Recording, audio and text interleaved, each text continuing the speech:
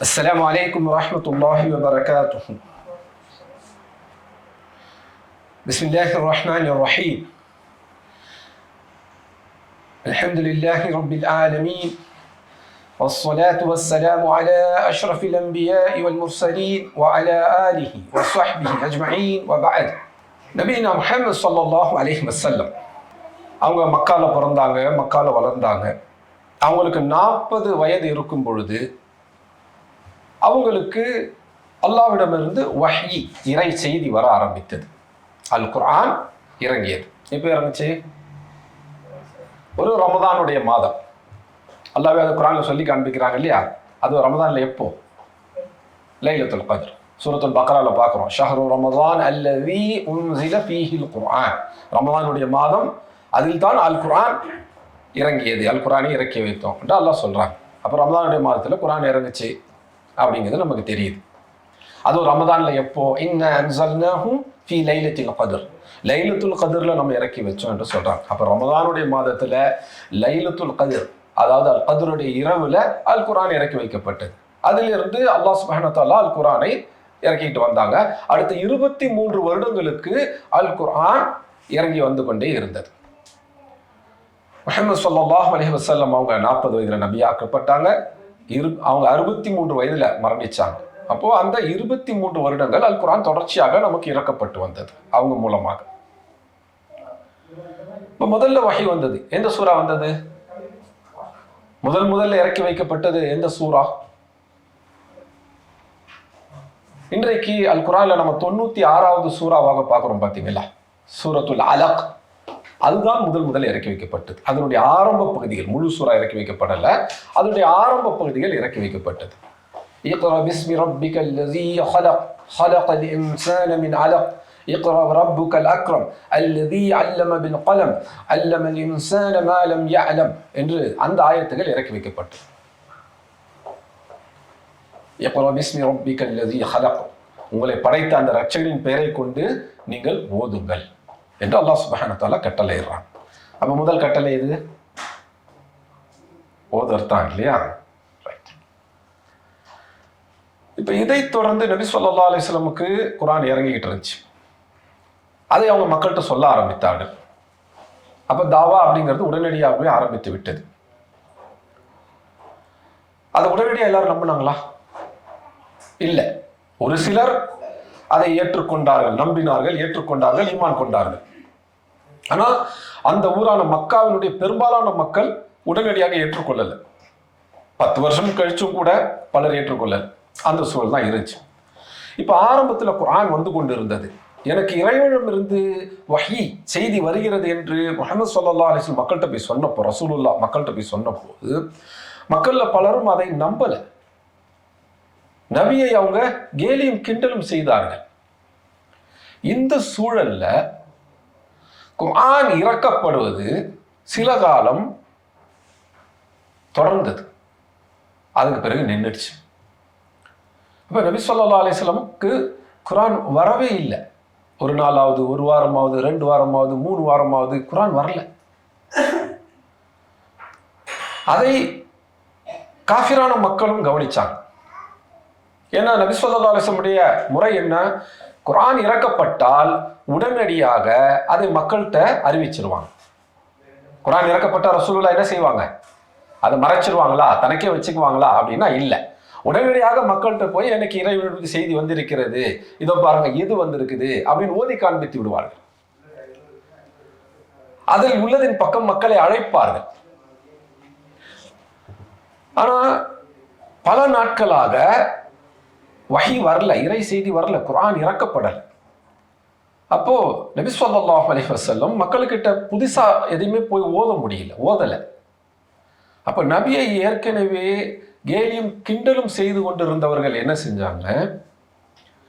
முஹம்மதுக்கு ஷைத்தான் வந்து ஏதோ சொல்லி கொடுத்துட்டு தான் பாருங்க, அவருடைய ஷைத்தான் அவரை விட்டு போயிடுச்சு போல தெரியுது என்று நபி ஸல்லல்லாஹு அலைஹி வஸல்லம் காதுபட பேசினாங்க.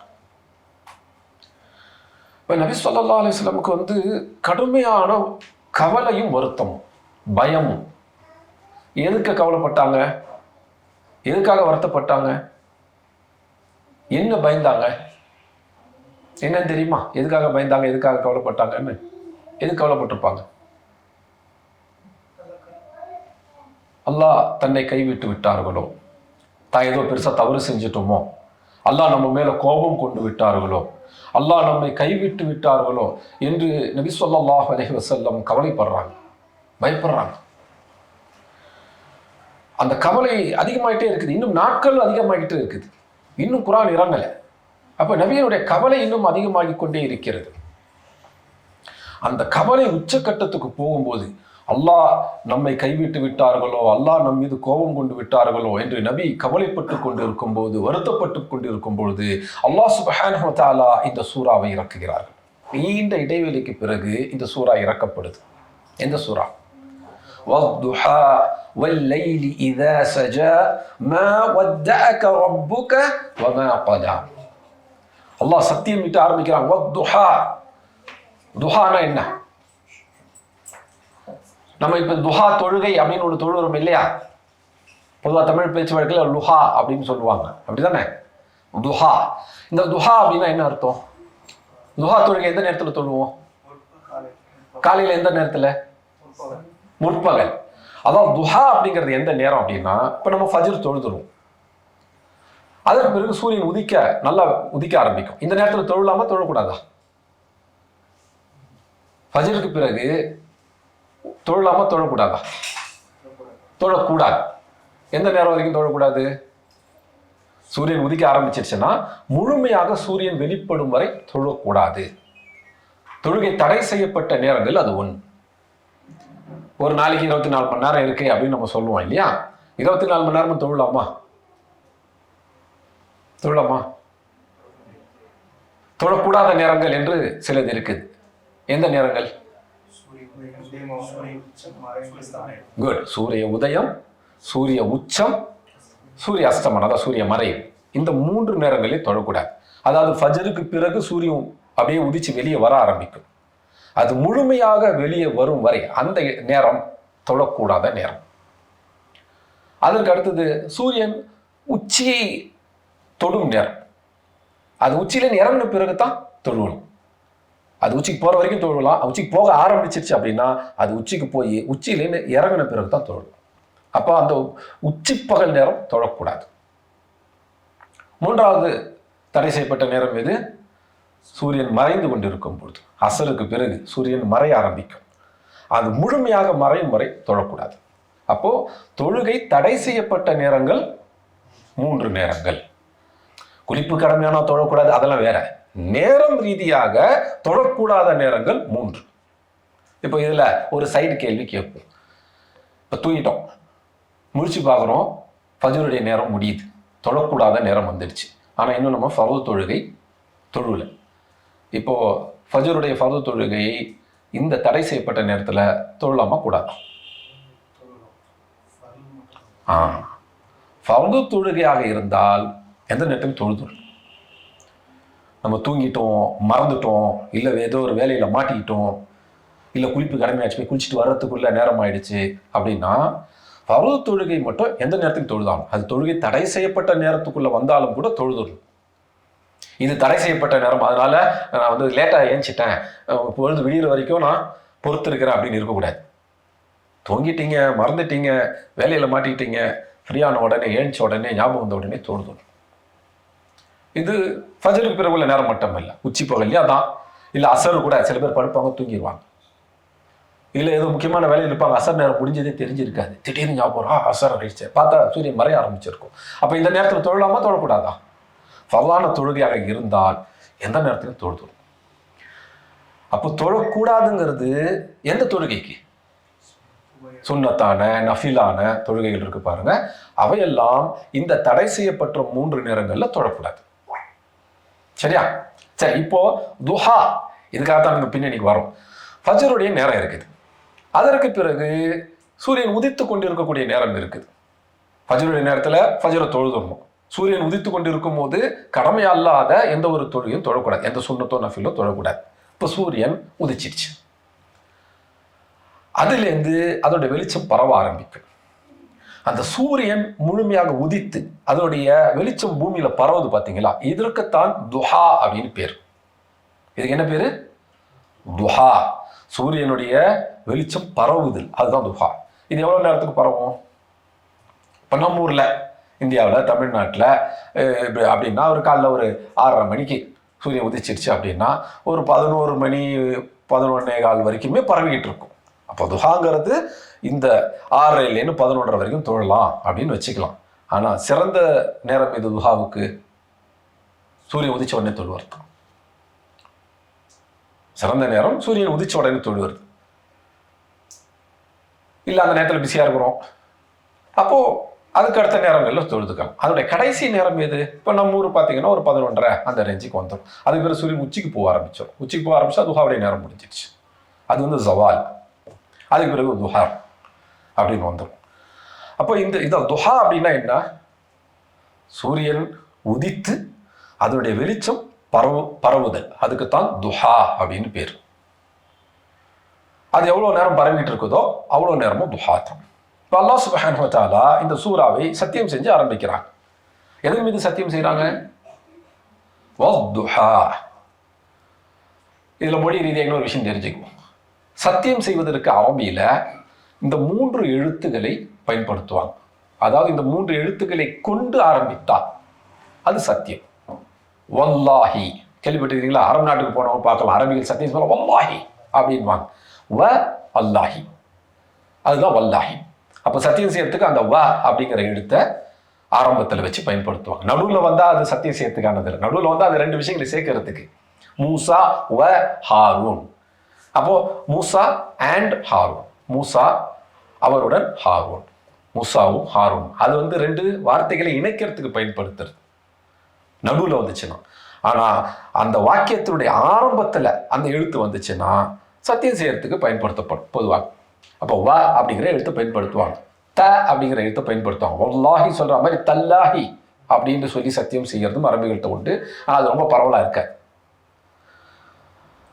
அதே போல பா வல்லாஹி தல்லாஹி பில்லாஹி, இது சத்தியம் செய்யறது. குர்ஆன்ல அதிகமாக இந்த வாவை பார்க்கலாம். அல்லாஹ் சத்தியம் செய்யறதா இருந்தா வாவை பயன்படுத்துவாங்க. இந்த மாதிரி வா பயன்படுத்துற இன்னொரு இடம் சொல்லுங்க. நம்ம அடிக்கடி பயன்படுத்துற சூறாக்கள் சின்ன சூறாக்கள்லேயே வரும். வல் அஸ்ர், அல் அஸ்ர் மீது சத்தியமாக, அதாவது காலத்தின் மீது சத்தியமாக. வேற என்ன வருது? வல்லைல் வஷம்சி, இதான் இதுல வர்ற மாதிரி. அப்போ வா அப்படின்னு ஆரம்பத்தில் சொன்னா அது சத்தியம் செய்யறதுக்கு பயன்படுத்தப்படுறது. இப்போ அல்லாஹ் சுப்ஹானஹு வ தஆலா சத்தியம் செய்யறாங்க. இந்த சூரா எப்படி ஆரம்பிக்குது? வத்துஹா வல்லைலி. துஹானா என்னன்னு தெரிஞ்சுக்கிட்டோம். லைல்னா என்ன?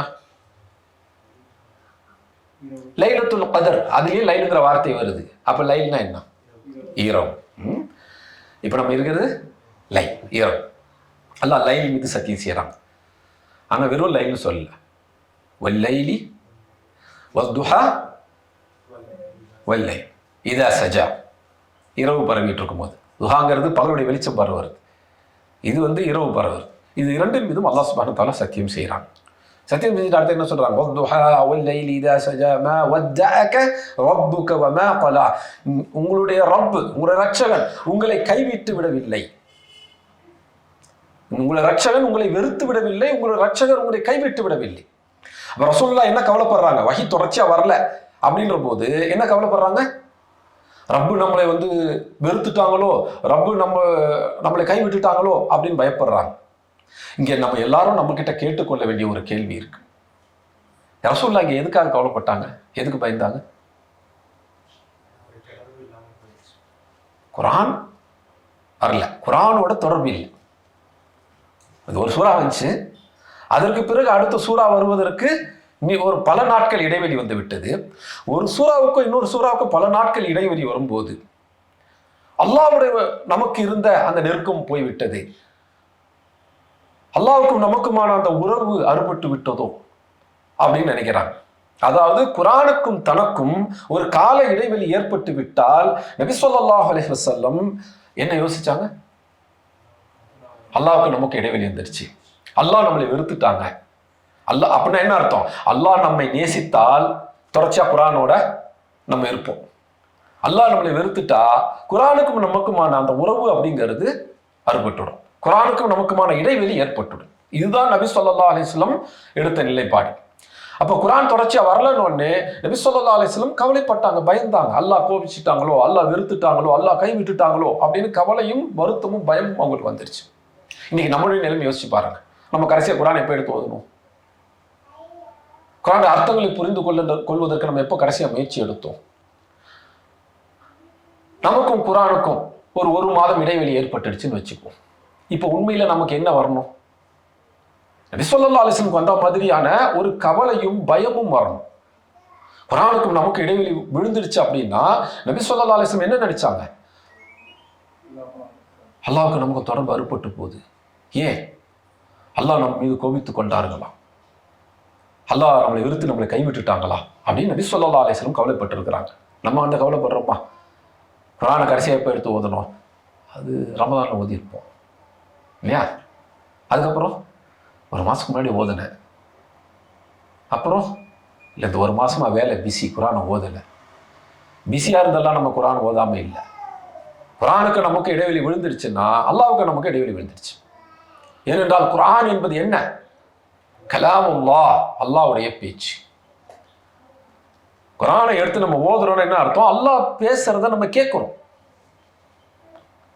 அப்ப குர்ஆனை நம்ம எடுத்து ஓதலை அப்படின்னா என்ன அர்த்தம்? அல்லாஹ் பேசுறத நம்ம கேட்கல. அது நம்ம எடுக்கிற முடிவா? என்னுடைய பேச்சுக்கும் உங்களுக்கும் இடைவெளி வரணும் அப்படின்றது அல்லாஹ் எடுக்கிற முடிவு. தன்னுடைய பேச்சாக குர்ஆனோட ஒரு மனுஷன் நெருங்கணும்னு அல்லாஹ் முடிவு எடுத்தா அந்த மனுஷன் மேல அல்லாஹ் திருப்தியா இருக்கிறாங்கன்னு அர்த்தம். குர்ஆனுக்கும் அந்த மனிதனுக்கு இடைவெளி வரணும்னு அல்லாஹ் நாடிட்டாங்கன்னா என்ன அர்த்தம்? அந்த மனிதன் மீது அல்லாஹ் கோபித்துக் கொண்டிருக்கிறார்கள், அந்த மனிதனை அல்லாஹ் வெறுக்கிறார்கள் அப்படின்னு அர்த்தம். அப்ப நம்ம குர்ஆனை எடுத்து ஓதி குர்ஆனை எடுத்து படிச்சு ஒரு மாசம் ஆச்சு அப்படின்னா என்ன அர்த்தம்? அல்லாஹ் நம் மீது கோபித்துக் கொண்டிருக்கிறார்கள். அதனால தன்னுடைய அந்த வார்த்தையின் பக்கம் நெருங்க விடாமல் அல்லாஹ் நம்மை தடுத்து கொண்டிருக்கிறார்கள். இது நம்முடைய முடிவு இல்லை. நான் குர்ஆனிலிருந்து தூரமாகல, அல்லாஹ் என்னை குர்ஆனில் இருந்து தூரமாக்கி விட்டார்கள். என் வார்த்தையை நெருங்கிறதுக்கு உனக்கு தகுதி இல்லை அப்படின்னு அல்லாஹ் நம்மளை தூரமாக்குறாங்க. என்னுடைய கோபத்திற்கு தான் நீ தகுதியானவன், என்னுடைய திருப்திக்கு தகுதியானவன் அல்ல என்று அல்லாஹ் நம்மளை தூரமாக்குறாங்க. அல்லாஹ்வுடைய திருப்தி இல்லைன்னா அல்லாஹ்வுடைய கோபம் தான் இருக்கும். அல்லாஹ்வுடைய நேசம் நமக்கு கிடைக்கலன்னா அல்லாஹ்வுடைய வெறுப்பு தான் கிடைக்கும். அப்ப அல்லாஹ்வுடைய கோபம், அல்லாஹ்வுடைய வெறுப்பு யாருக்கு இருக்கிறதோ அவர் தான் குர்ஆனை விட்டு தூரமாவார். யாருக்கு அல்லாஹ்வுடைய நேசமும் அல்லாஹ்வுடைய திருப்தியும் கிடைத்திருக்கிறதோ அவர் குர்ஆனுக்கு நெருக்கமாவார். நபி ஸல்லல்லாஹு அலைஹி வஸல்லம் இந்த இடத்துல கவலைப்பட்டது அந்த பின்னணியில் தான். நமக்கு வந்து கொண்டிருந்த இறங்கி கொண்டிருந்த குர்ஆன் பல நாட்களா இறங்கலையே அப்படின்னா என்ன அர்த்தம்? நான் அல்லாஹ் கோபப்படுற மாதிரி நடந்து கொண்டேனா என்று நபி ஸல்லல்லாஹு அலைஹி வஸல்லம் கவலைப்படுறாங்க. அதனால அல்லாஹ் எனக்கு கொடுத்து கொண்டிருந்த இறக்கி கொண்டு அந்த குர்ஆனை நிறுத்திட்டாங்களா? அப்போ அல்லாஹ் என் மீது கோபம் கொண்டு விட்டார்களா? அல்லாஹ் என்னை வெறுத்து விட்டார்களா? அல்லாஹ் என்னை கைவிட்டு விட்டார்களா அப்படின்னு சொல்லி தான் நபி ஸல்லல்லாஹு அலைஹி வஸல்லம் கவலைப்படுறாங்க.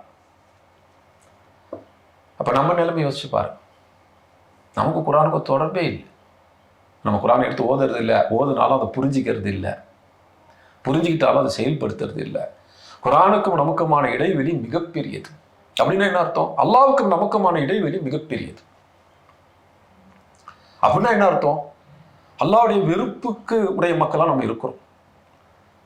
தன்னுடைய வார்த்தைக்கு நெருங்குவதற்கு தகுதி இல்லை என்று அல்லாஹ் நம்ம கிட்ட சொல்றாங்க. அதுதான் குர்ஆனை விட்டு அல்லாஹ் தூரமாக்கி வச்சிருக்கான். குர்ஆனை விட்டு நம்ம தூரமாறது இல்லை. குர்ஆனுக்கு நெருங்குவதற்கான தகுதி நம்மகிட்ட இல்லைன்னா அல்லாஹ்வே நம்மை குர்ஆனை விட்டு தூரமாக்கி விடுவார்கள். அதை உணர்ந்து தான் நபி ஸல்லல்லாஹு அலைஹி வஸல்லம் இங்க கவலைப்படுறாங்க, வருத்தப்படுறாங்க, வேதனைப்படுறாங்க, பயப்படுறாங்க. அப்ப நபி ஸல்லல்லாஹு அலைஹி வஸல்லம்க்கு ஆறுதல் சொல்லும் விதமாக அல்லாஹ் சுப்ஹானஹு வ தஆலா இந்த சூராவை இறக்குறார். சரி, ஏன் அல்லாஹ் சுப்ஹானஹு வ தஆலா நீண்ட நாட்களா குர்ஆனை இறக்கல? என்ன காரணம் இந்த சம்பவத்துல? முதல் விஷயம், அல்லாஹ் யாரும் கேள்வி கேட்க முடியாது. ரெண்டாவது விஷயம், இதை புரிஞ்சிக்கிறதுக்கு ஆகவே அல்லாஹ் அதை தள்ளி போட்டுக்கலாம். அதாவது முஹம்மது ஸல்லல்லாஹு அலைஹி வஸல்லம் அல்லாஹ்வுடைய நபி ரசூல், ஆனா அவங்க நினைச்சிட்டாலும் குர்ஆனை இறக்கி வச்சிட முடியாது. அல்லாஹ் நாடினால்தான் குர்ஆன் இறங்கும். இது நபி ஸல்லல்லாஹு அலைஹி வஸல்லம் வாழ்க்கையில வெவ்வேறு கோணங்கள்ல பார்க்கலாம். நபி முஹம்மது ஸல்லல்லாஹு அலைஹி வஸல்லமுடைய நேசத்துக்குரிய சிறிய தந்தை அபூ தாலிப் அவங்களுடைய 8 வயசுலேருந்து அவங்களுடைய 50 வயசு இருக்கும். யார்? நபியினுடைய முஹம்மது ஸல்லல்லாஹு அலைஹி வஸல்லம் 8 வயசுலேருந்து அவங்களுடைய 50 வயது வரை அவங்களை பாதுகாத்து நேசித்து வளர்த்து வந்தவர்கள். அபூ தாலிப் அவங்க இஸ்லாமை ஏற்றுக்கொண்டார்களா? இல்லை, காஃபிராகவே மரணித்தார்கள். அப்போ நபி ஸல்லல்லாஹு அலைஹி வஸல்லம் தன்னுடைய சிறிய தந்தையை கூட இஸ்லாமுக்கு கொண்டு வர முடியல. காஃபிராகவே அவங்க மரணிச்சிட்ட பிறகு நபி ஸல்லல்லாஹு அலைஹி வஸல்லம் ரொம்ப வேதனைப்படுறாங்க. ஏன்னா காஃபிராக மரணித்து விட்டால் நிரந்தர நரகம். அப்ப நபி ஸல்லல்லாஹு அலைஹி வஸல்லம் வேதனைப்படும் போது அல்லாஹ் சுப்ஹானஹு வ தஆலா என்ன சொல்றாங்க? அல் குர்ஆன்ல அல்லாஹ் சொல்லி காண்பிக்கிறாங்க, இன்னக லா தஹ்தி லிமன் அஹ்பப்த, நீங்கள் யாரை நேசிக்கிறீர்களோ அவர்களுக்கெல்லாம் நீங்கள் நேர்வழியை காண்பித்து விட முடியாது. ரசூலுல்லாஹ் அல்லாஹ் சொல்றாங்க, நீங்க நேசிக்கிறவங்களுக்கெல்லாம் நீங்க நேர்வழி கொடுத்துட முடியாது. அப்ப அல்லாஹ் முடிவு செய்யுது, நேர்வழி யாருக்கு கிடைக்கணும் கிடைக்க கூடாதுங்கிறது அல்லாஹ் முடிவு செய்யுது. நபிக்கு ஒருத்தரை பிடிக்கும் அப்படிங்கிறதுனால அவர் நேர்வழியை அடைந்துடல மாட்டார். அது அல்லாஹ்வுடைய அதிகாரத்தில் உள்ளது. அப்போ அல்லாஹ் சுப்ஹானஹு வ தஆலா இங்கே நபி ஸல்லல்லாஹு அலைஹி வஸல்லம் கவலைப்படும் போது வருத்தப்படும் போது சமாதானம் செய்றாங்க. வத்துஹா வல்லைலி இதா சஜா மா வத்தஅக ரப்புக வமா கலா, உங்களுடைய ரப் உங்களை வெறுத்து விடவில்லை, கைவிட்டு விடவும் இல்லை. அதுக்கு தொடர்ந்து அல்லாஹ் சுப்ஹானஹு வ தஆலா என்ன சொல்றாங்க?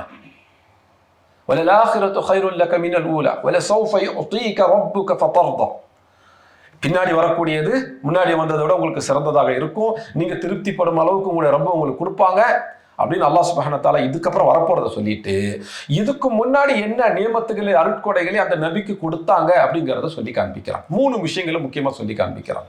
அந்த 3 விஷயங்கள் என்னென்ன? அந்த அப்படி சூரா தெரியும் இல்லையா, மனப்பாடம் இல்லையா, அப்படியே ஓதுங்க. அந்த 3 விஷயங்கள் அடுத்த 3 ஆயத்தா வருது. வத்துஹா வல்லைலி இதா சஜா மா வத்தஅக ரப்புக வமா கலா وللآخرة خير لك من الأولى ولسوف يعطيك ربك فترضى ألم يجدك يتيما فآوى ووجدك ضالا فهدى ووجدك عائلا فأغنى. إذا அந்த 3 என்னன்னா, அலம் யஜிதுக யதீமன், உங்களை யத்தீமாக நம்ம பார்த்தோம். யத்தீம்னா என்ன? அனாதை. ஓகே, நீங்க அனாதையா இருந்தீங்க. அப்ப அல்லாஹ் என்ன செஞ்சாங்க? ஆமா, அலம் யஜிதுக யதீமன் ஃபஆவா, நீங்க அனாதையா இருந்தீங்க, உங்களுக்கு அல்லாஹ் அரவணைப்பை ஏற்படுத்தி கொடுத்தாங்க. அவங்க பாட்டனார் பார்த்துக்கிட்டாங்க, அதுக்கப்புறம் சிறிய தந்தை பார்த்துக்கிட்டாங்க அப்துல் முத்தலிப், அப்புறம் அபூ தாலிப், அப்புறம் உறவினர்கள், அவங்களுக்கு ஒரு அரவணைப்பு கிடைச்சது.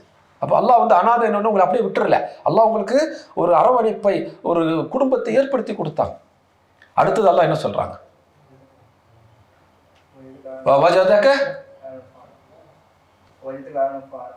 வவஜதக ضالًا فهدى, அதான் சொல்றாங்க. அப்படின்னு என்ன அர்த்தம்? வஜதக, நீங்க இப்படி இருந்தீங்க, எப்படி இருந்தீங்க? ضالًا, ضال அப்படின்னா என்ன? ضلالة, இந்த வார்த்தை கேள்விப்பட்டிருக்குமா? குல்லு பித்அத்தின் ضلالة கேள்விப்பட்டிருக்குமா? ضلالة அப்படின்னா என்ன? பொதுவாக வழிகேடு மொழிபெயர்த்துருவாங்க. உண்மையில ضلالة அப்படிங்கிறதுக்கு நேரடி மொழி ரீதியான பொருள் என்ன அப்படின்னா, வழி எதுவும் தெரியாதது, வழி எதுவும் தெரியாது, அவ்வளவுதான். வழி எதுவும் தெரியாதவங்க பயணிக்க முயற்சி செஞ்சா நேர் வழியை போய் பிடிப்பாங்களா? பிடிக்க மாட்டாங்க, தவறான வழி தான் போயிடுவாங்க. அப்போ ضلالة அப்படின்னா வழி எது, நேர் வழி எது என்று அறியாதது. அப்ப நபி ஸல்லல்லாஹு அலைஹி வஸல்லம் வந்து வழிகேட்டில் இருந்தாங்கன்னு அல்லாஹ் இங்க சொல்லல. வஜதக ضالًا, நீங்கள் நேர் வழி எது என்பதை அறியாதவராக இருந்தீர்கள், அறியாமல் இருந்தீர்கள். அப்ப அல்லாஹ் என்ன செஞ்சாங்க? ஃபஹதா, அல்லாஹ் உங்களுக்கு ஹிதாயத்தை கொடுத்தாங்க, வழிகாட்டினாங்க. நேர் வழி எது என்பதை அல்லாஹ் உங்களுக்கு அறிவிச்சிட்டாங்க. அப்போ அல்லாஹ் 2 நியமத்துகள் இங்கே பேசிட்டாங்க. முதல் எது? அனாதையா இருந்தீங்க, அல்லாஹ் உங்களுக்கு அரவணைப்பையும் ஆதரவையும் கொடுத்தாங்க. அதுக்கு அடுத்தது நேர்வழி எதுவும் தெரியாமல் இருந்தீங்க, அல்லாஹ் உங்களுக்கு இதுதான் நேர்வழி என்று வழிகாட்டிட்டாங்க. மூணாவது அல்லாஹ் என்ன சொல்றாங்க? வவஜதக ஆயிலன் ஃபஅக்னா, நீங்க தேவை உடையவராக இருந்தீங்க, பொருளாதார ரீதியாக தேவை உடையவராக இருந்தீங்க. நபி ஸல்லல்லாஹு அலைஹி வஸல்லம் அப்படித்தானே இருந்தாங்க. அவங்க அனாதையா இருந்தாங்க, தகப்பனார் குறைவான சொத்தை தான் விட்டுட்டு போனாங்க. அப்போ வந்து வளரும் போது அவங்களுக்கு பொருளாதார தேவை அப்படிங்கிறது ஏற்பட்டுச்சு. நபி ஸல்லல்லாஹு அலைஹி வஸல்லம் ஆடெல்லாம் கூட மேய்ச்சிருக்கிறாங்க இல்லையா? ஒவ்வொரு நபியும் மாடு மேய்ச்சிருக்கிறாங்க என்று நபி ஸல்லல்லாஹு அலைஹி வஸல்லம் சொல்றாங்க. யார் ரசூலுல்லாஹ், நீங்களும் மாடு மேய்ச்சிங்களா அப்படின்னு நபி தோழர்கள் கேட்கிறாங்க. அப்ப என்ன சொல்றாங்க? ஆம், நானும் மக்காவுக்கு வெளியில சில வெள்ளி காசுகள் திர்ஹம்களுக்காக ஆடு மேய்ச்சிருக்கிறேன் அப்படின்றாங்க. நபி ஸல்லல்லாஹு அலைஹி வஸல்லம் ஆடு மேய்ச்சிருக்கிறாங்க, ஆடு மேய்ச்சி சம்பாதிச்சிருக்கிறாங்க. அப்போ நபி ஸல்லல்லாஹு அலைஹி வஸல்லம் தேவை உடையவராக தான் இருந்தாங்க. அப்போ அல்லாஹ் என்ன அதை சொல்லி காண்பிக்கிறான். வவஜதக ஆயிலன், நீங்கள் தேவையுடையவராக இருந்தீங்க பொருளாதார ரீதியாக. அப்போ அல்லாஹ் என்ன செஞ்சாங்க? ஃபஅக்னா, உங்களுக்கு கனாவை கொடுத்தாங்க. அல்லாஹ் அவங்களே கனியாக ஆக்குனாங்க. கனி அப்படின்னா என்ன? பொருளாதாரத்தில் தன்னிறைவு. பொருளாதாரத்தில் தன்னிறைவு, வசதியாக வருது, பணக்காரராக வருது. ஆனால் சில பேர் பணக்காரர் ஆனாலும் கடனாளியாகவே இருப்பாங்க. அப்போ அது தன்னிறைவுன்னு சொல்ல முடியுமா? முடியாது. கனி அப்படின்னா யாரு? பொருளாதாரத்தில் தன்னிறைவு பெற்ற செல்வந்தர். வசதி வந்துருச்சு, அவங்க யாருக்கிட்டே எதை எதிர்பார்க்க தேவையில்லாத அளவுக்கு இருக்குது. தன்னிச்சையா சுதந்திரமா அவங்களால இருக்க முடியும். தன்னிறைவு பெற்ற செல்வந்தர், அதுதான் கனி. அல்லாவுக்கு அல் கனி அப்படின்னு பேர் உண்டு இல்லையா? மனுஷங்களுக்கு பேர் வைக்கும்போது எப்படி வைப்பாங்க? அப்துல் கனி அப்படின்னு வைப்பாங்க. இல்லை மனுஷனுக்கு சொல்றதா இருந்தால் அந்த அல் விட்டுடுவாங்க, கனின்னு மட்டும் சொல்லுவாங்க. கனின்னா என்ன அர்த்தம்? பணக்காரங்க. அது என்ன மாதிரி செல்வந்தர்? என்ன மாதிரியான செல்வந்தர்? பிறரிடத்தில் தேவையில்லாத அளவுக்கு, அதாவது செல்ஃப் சஃபிஷியன்ட்லி ரிச். வெறும் ரிச் இல்லை, செல்ஃப் சஃபிஷியன்ட். அவங்க வந்து வேற யாரையும் சார்ந்து இல்லை, வேற யாருக்கிட்டே தேவையுடையவங்களா இல்லை. அதுதான் கனி. அப்போ அல்லாஹ் சுப்ஹானஹு என்ன சொல்றாங்க? வவஜதக ஆயிலன், நீங்க பொருளாதாரத்தில் தேவையுடையவராக இருந்தீங்க. அல்லாஹ் என்ன செஞ்சாங்க? ஃபஅக்னா, அல்லாஹ் உங்களை தன்னிறைவு பெற்ற செல்வந்தராக ஆக்கி வைத்தார்கள். அப்போ 3 முக்கியமான நியமத்துகள், அருட்கொடைகளை அல்லாஹ் சுப்ஹானஹு தஆலா சொல்றாங்க. 3 பிரச்சனைகளை சொல்லி அந்த 3 பிரச்சனைகளை தீர்த்த அருட்கொடைகளை பத்தி சொல்றாங்க. 3 பிரச்சனைகள் என்னென்ன? அனாதையா இருந்தாங்க, நேர்வழி இது எதுன்னு தெரியாம இருந்தாங்க, பொருளாதார ரீதியா தேவையுடையவங்களா இருந்தாங்க. அப்ப அல்லாஹ் சுப்ஹானஹு தஆலா இந்த 3 பிரச்சனைகளை அவங்களுக்கு எப்படி தீர்த்து கொடுத்தாங்க? அனாதையா இருந்தவங்களுக்கு ஒரு அரவணைப்பு, ஆதரவு ஏற்படுத்தி கொடுத்தாங்க. அவங்களுக்கு குடும்பங்களை ஏற்படுத்தி கொடுத்து அவங்களை ஆதரவுடையவராக ஆக்கினாங்க. நேர்வழி இதுன்னு தெரியாத இருந்தப்போ அல்லாஹ் குர்ஆனை இறக்கி ஹிதாயத்தை கொடுத்து அல்லாஹ் அந்த பிரச்சனையை தீர்த்தாங்க. பொருளாதார தேவையுடையவங்களா இருக்கும்போது, பிறரை நாடி போக வேண்டிய அளவுக்கு இருக்கும் பொழுது அல்லாஹ் அதை எப்படி தீர்த்தாங்க? பிறர்கிட்ட போக முடியாத, போக தேவையில்லாத அளவுக்கு தன்னிறைவு பெற்ற செல்வந்தராக அவங்களை ஆக்கினாங்க. அப்ப 3 பெரிய பிரச்சனைகள். அந்த 3 பிரச்சனைகளுக்கு அல்லாஹ் கொடுத்த தீர்வுகள். இந்த 3த்தையும் அல்லாஹ் சொல்லி காண்பிக்கிறாங்க. சொல்லி காண்பிட்டா அடுத்தது அல்லாஹ் என்ன சொல்றாங்க?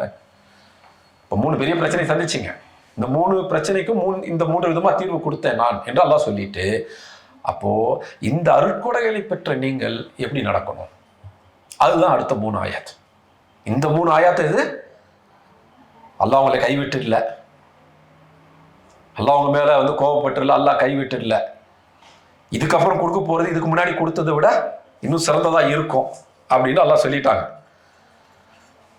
அதுல நீங்க திருப்தி அடையுங்க, அந்த அளவுக்கு எல்லாம் கொடுப்பாங்க அப்படின்னு சொல்லிட்டாங்க. சொல்லிட்டு இதுக்கப்புறம் வரப்போகுது எதிர்காலத்தை பத்தி 2 ஆயத்தை எல்லாம் சொல்லிட்டாங்க. கடந்த காலத்தை பத்தி எல்லாம் பேசுறாங்க. கடந்த காலத்துல நீங்க அனாதையா இருந்தீங்க, அல்லாஹ் உங்களுக்கு ஆதரவு ஏற்படுத்தி கொடுத்தாங்க. கடந்த காலத்துல உங்களுக்கு நேர்வழி இதுன்னு தெரியாம இருந்துச்சு, அல்லாஹ் உங்களுக்கு நேர்வழியை காண்பிச்சாங்க. கடந்த காலத்துல நீங்க பொருளாதார தேவை உடையவராக இருந்தீங்க, அல்லாஹ் உங்களை தன்னிறைவு பெற்ற செல்வந்தர் ஆக்கிட்டாங்க. அப்ப நீங்க என்ன செய்யணும்? அல்லாஹ் கொடுத்த அருட்கொடைக்கு நன்றி உடையவராக இருக்கும். இந்த நன்றி எப்படி காட்டுறது? அதுதான் அடுத்த 3 ஆயாத். அது 3 ஆயாத் என்ன? அப்படியே ஓதுங்க. அடுத்தது என்ன? ووجدك ضالا فهدى ووجدك عائلا فأغنى فأما اليتيم فلا تقهر. முதல்ல நபி யத்தீமா இருந்தாங்கன்னு அல்லாஹ் சொன்னாங்களா? நபி அனாதையா இருந்தாங்கன்னு சொன்னாங்களா? அனாதையா இருந்த நபிக்கு அல்லாஹ் என்ன ஏற்படுத்தி கொடுத்தாங்க? அவங்களுக்கு ஆதரவை ஏற்படுத்தி கொடுத்தாங்க, அரவணைப்பை ஏற்படுத்தி கொடுத்தாங்க. இப்ப அதே விஷயத்தை அல்லாஹ் சொல்றாங்க. அப்ப அனாதை உங்ககிட்ட வந்தா நீங்க என்ன இருக்கணும்? என்ன சொல்றாங்க அல்லாஹ்? ஃபலா தக்ஹர். அனாதை கிட்ட நீங்க எப்படி நடக்கக்கூடாது அல்லாஹ் சொல்றாங்க. ஃபலா தக்ஹர். தக்ஹர்னா என்ன? கஹர அதேன்னு வருது. அல்லாஹ் கஹார் அப்படின்னு பேர் உண்டு. தக்ஹர்னா என்ன? தக்ஹர்னா கடுமையா நடக்கிறது, உறுதியாக கடுமையா. ஒரு அனாதை உங்கள்கிட்ட வந்தா நீங்க எப்படி நடக்கணும்? அல்லாஹ் சொல்றாங்க இப்படி நடக்காதீங்க. எப்படி நடக்காதீங்க? அனாதை கிட்ட கடுமையா நடக்காதீங்க, அனாதை கிட்ட ரொம்ப ஸ்ட்ரிக்டா நடக்காதீங்க. ஏற்கனவே அவங்களுக்கு அரவணைக்கு ஆள் இல்லை, தகப்பம் இல்லை, தாய் இல்லை, அப்படி இப்படி வரவங்க தான் அனாதை. அப்ப அனாதை உங்கள்கிட்ட வரும்போது இப்படி நடக்காதீங்க. எப்படி நடக்காதீங்க? யதீம ஃபலா தக்ஹர். யதீம் உங்கள்கிட்ட, அனாதை உங்கள்கிட்ட வந்தா கடுமையா நடக்காதீங்க. அப்புறம் அடுத்தது அல்லாஹ் என்ன பேசுறாங்க? இது வந்து அந்த 3வது பாயிண்ட்டுக்கான பதில். அல்லாஹ் இங்க 2வது அதை கொண்டு வந்துட்டாங்க. 3வது என்ன? நீங்கள் தேவையுடையவராக இருந்தீங்க பொருளாதார ரீதியாக, அல்லாஹ் உங்களை அதனியாக ஆக்கி வச்சுட்டாங்க, தன்னிறை பெற்ற செல்வராக ஆக்கி வச்சுட்டாங்க. இப்போ உங்ககிட்ட தேவையுடையவங்க கேட்டு வருவாங்க. சாயில் அப்படின்னா என்ன அர்த்தம்? சஅல அப்படின்னா கேட்கறதுன்னு அர்த்தம். சாயில் அப்படின்னா கேட்கிறவர். சாயில்னா என்ன? கேட்கிறவர். நீங்கள் ஒருத்தர் ஒரு கேள்வி கேட்குறீங்க, அதுக்கு என்ன பேர்? சுஆல். அவனில சுஆல். அந்த சுஆல் தான் அப்படியே சவால் ஆக ஆறிச்சு. சவால் அப்படின்னா என்ன? ஒருத்தர் பார்த்து ஒரு கேள்வி கேட்கறது, அதுதான் சவால். அது அரபிலேருந்து தமிழுக்கு வந்த வார்த்தை. அது அரபிலேருந்து ஃபார்சி உருது வழியாக தமிழுக்கு வந்துச்சு. சரி, சஅல அப்படின்னா கேட்கறது. அப்போ அல்லாஹ் என்ன சொல்கிறாங்க? உங்ககிட்ட வந்து கேட்குறவற்றை நீங்கள் எப்படி நடக்கணும்? எப்படி? யத்தீமா இருந்தா ஃபலா தக்ஹர், வஅம்மா ஸாயில ஃபலா தன்ஹர். கேட்டு வரவரை விரட்டிடாதீங்க, கேட்டு வரவரை விரட்டிடாதீங்க. அவர் கண்ணியப்படுத்தி அவர் கொடுத்து அனுப்புங்க. என்ன செய்யணும்னு சொல்றதை விட என்ன செய்யக்கூடாதுன்னு நல்லா சொல்றாங்க. ஏன்னா இதை செய்யணும்னு சொல்லிட்டா செஞ்சா அவரது நம்ம கடமை ஆயிடும்.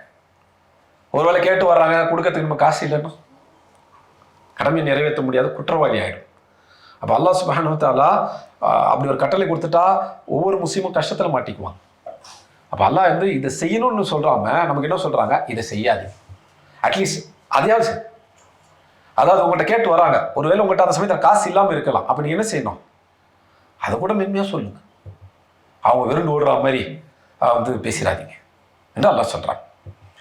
இப்போ 3 பிரச்சனைகள், அதுக்கு 3 அருட்கொடைகள் அல்லாஹ் கொடுத்தாங்கன்னு பார்த்தோம். அது 3ல் 2 அல்லாஹ் இங்கே பேசிட்டாங்க. நீங்க அனாதையா இருந்தீங்க, அல்லாஹ் உங்களுக்கு ஆதரவு அரவணைப்பு ஏற்படுத்தினாங்க. உங்ககிட்ட அனாதை வந்தா அனாதை கிட்ட கடுமையாக நடந்துறாங்க. நீங்க வந்து பொருளாதார தேவையுடையவர்களாக இருந்தீங்க, அல்லாஹ் உங்களுக்கு தன்னிறைவு பெற்ற அந்த செல்வத்தை கொடுத்தாங்க, உங்களுக்கு தன்னிறைவு பெற்ற செல்வந்தரை ஆக்கிட்டாங்க. இப்போ உங்ககிட்ட பொருளாதாரத்தை கேட்டு வர்றவங்க இருப்பாங்க, பணம் கேட்டு வர்றவங்க இருப்பாங்க. உங்ககிட்ட கேட்டு வரும்போது நீங்க என்ன செய்யணும்? அவங்க விருண்டு ஓடுற மாதிரி செஞ்சிடக்கூடாது அப்படின்னு நல்லா சொல்லிட்டாங்க. இப்போ பாக்கி என்ன இருக்குது? நபி ஸல்லல்லாஹு அலைஹி வஸல்லமுக்கு எது நேர்வழி என்று தெரியாமல் இருந்துச்சு. நேர்வழி எது என்று நீங்க தெரியாமல் இருந்தீங்க. அப்போ நபி ஸல்லல்லாஹு அலைஹி வஸல்லம் அல்லாஹ் என்ன கொடுத்தாங்க? ஃபஹதா, நேர்வழி காண்பிச்சாங்க. இப்போ இதுக்கு நன்றியுடைய இருக்கிற என்ன செய்யணும்? அதுதான் கடைசி ஆயத். ஃபஅம்மா பிநிஅமதி ரப்பிக ஃபஹத்திஸ். ஃபஹத்திஸ் அப்படின்னா என்ன? ஹதீஸ்ங்கிற வார்த்தை இருக்குல்ல, அதே வார்த்தை தான் இது. அப்படின்னா என்ன? ஹதீஸ்னா நபி மொழி அப்படின்னு நம்ம பொதுவாக சொல்லுவோம் இல்லையா? ஹதீஸ் அப்படிங்கிற வார்த்தைக்கு மொழி ரீதியாக பொருள் பார்த்தீங்கன்னா புதுசாக வந்தது.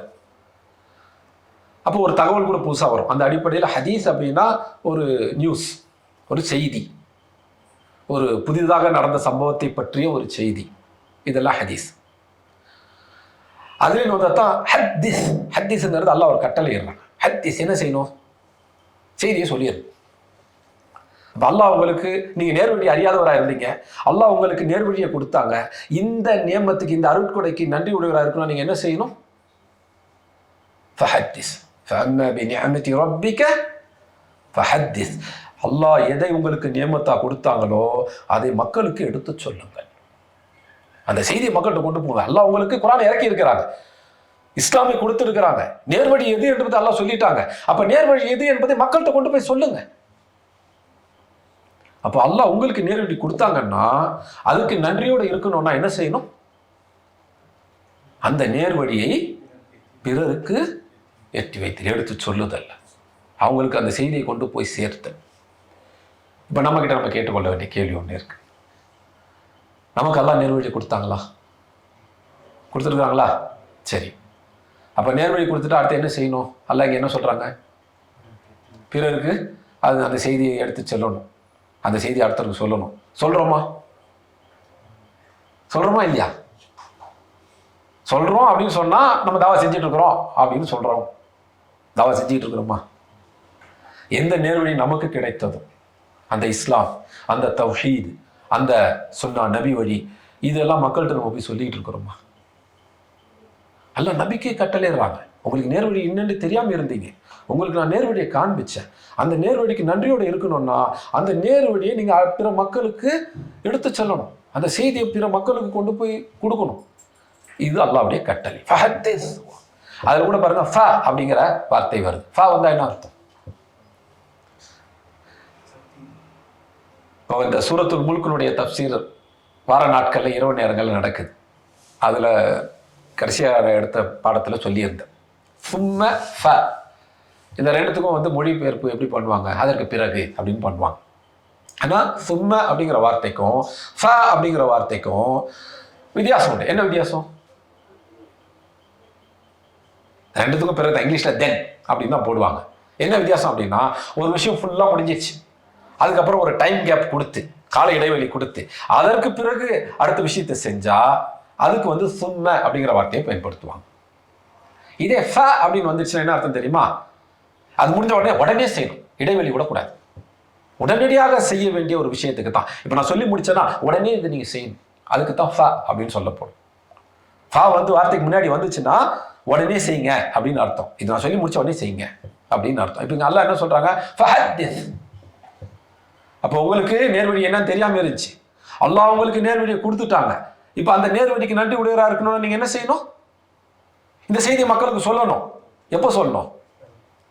உடனே. ஃபஹத்திஸ், உடனே சொல்லணும்.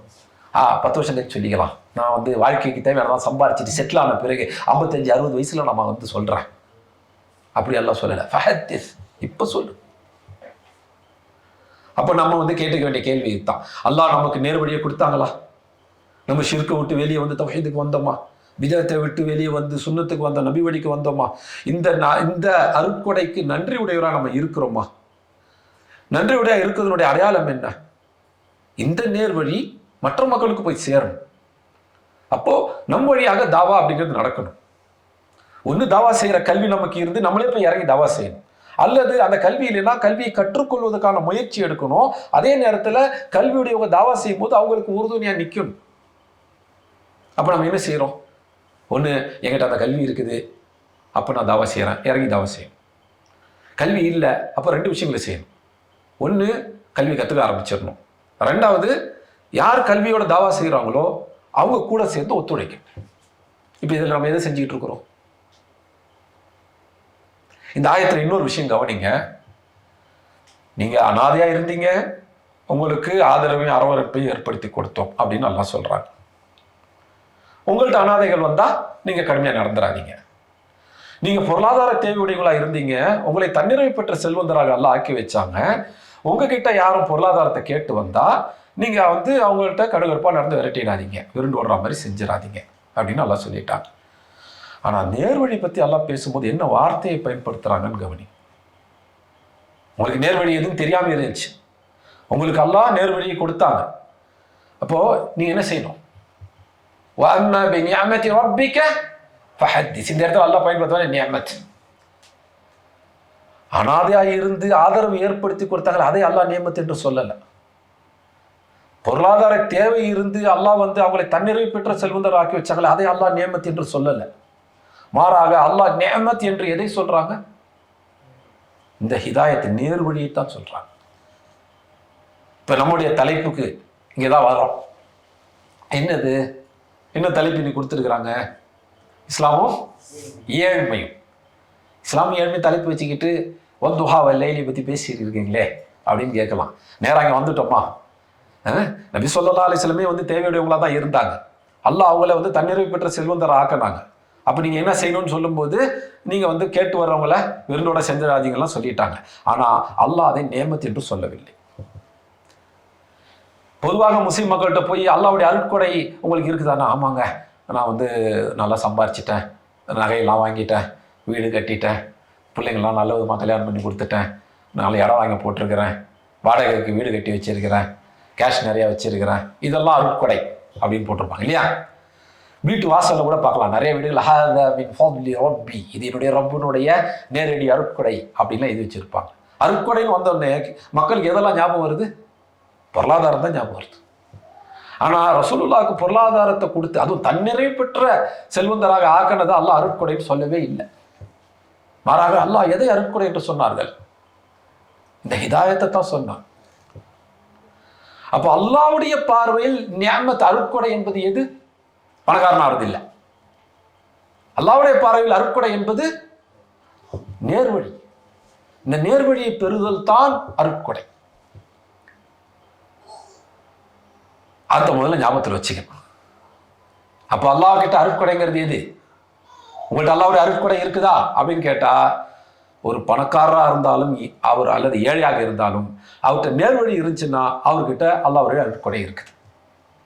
ஏழை குடிசை வீடு, அதுலேயும் மழை பெஞ்சா தண்ணி உள்ள ஊத்துது, உங்களுக்கு அல்லாவுடைய அருட்கொடை இருக்குதுன்னா அவர்கிட்ட நேர்வழி இருந்துச்சுன்னா அவர் அல்லாவுடைய அருட்கொடை பெற்றவர் தான்.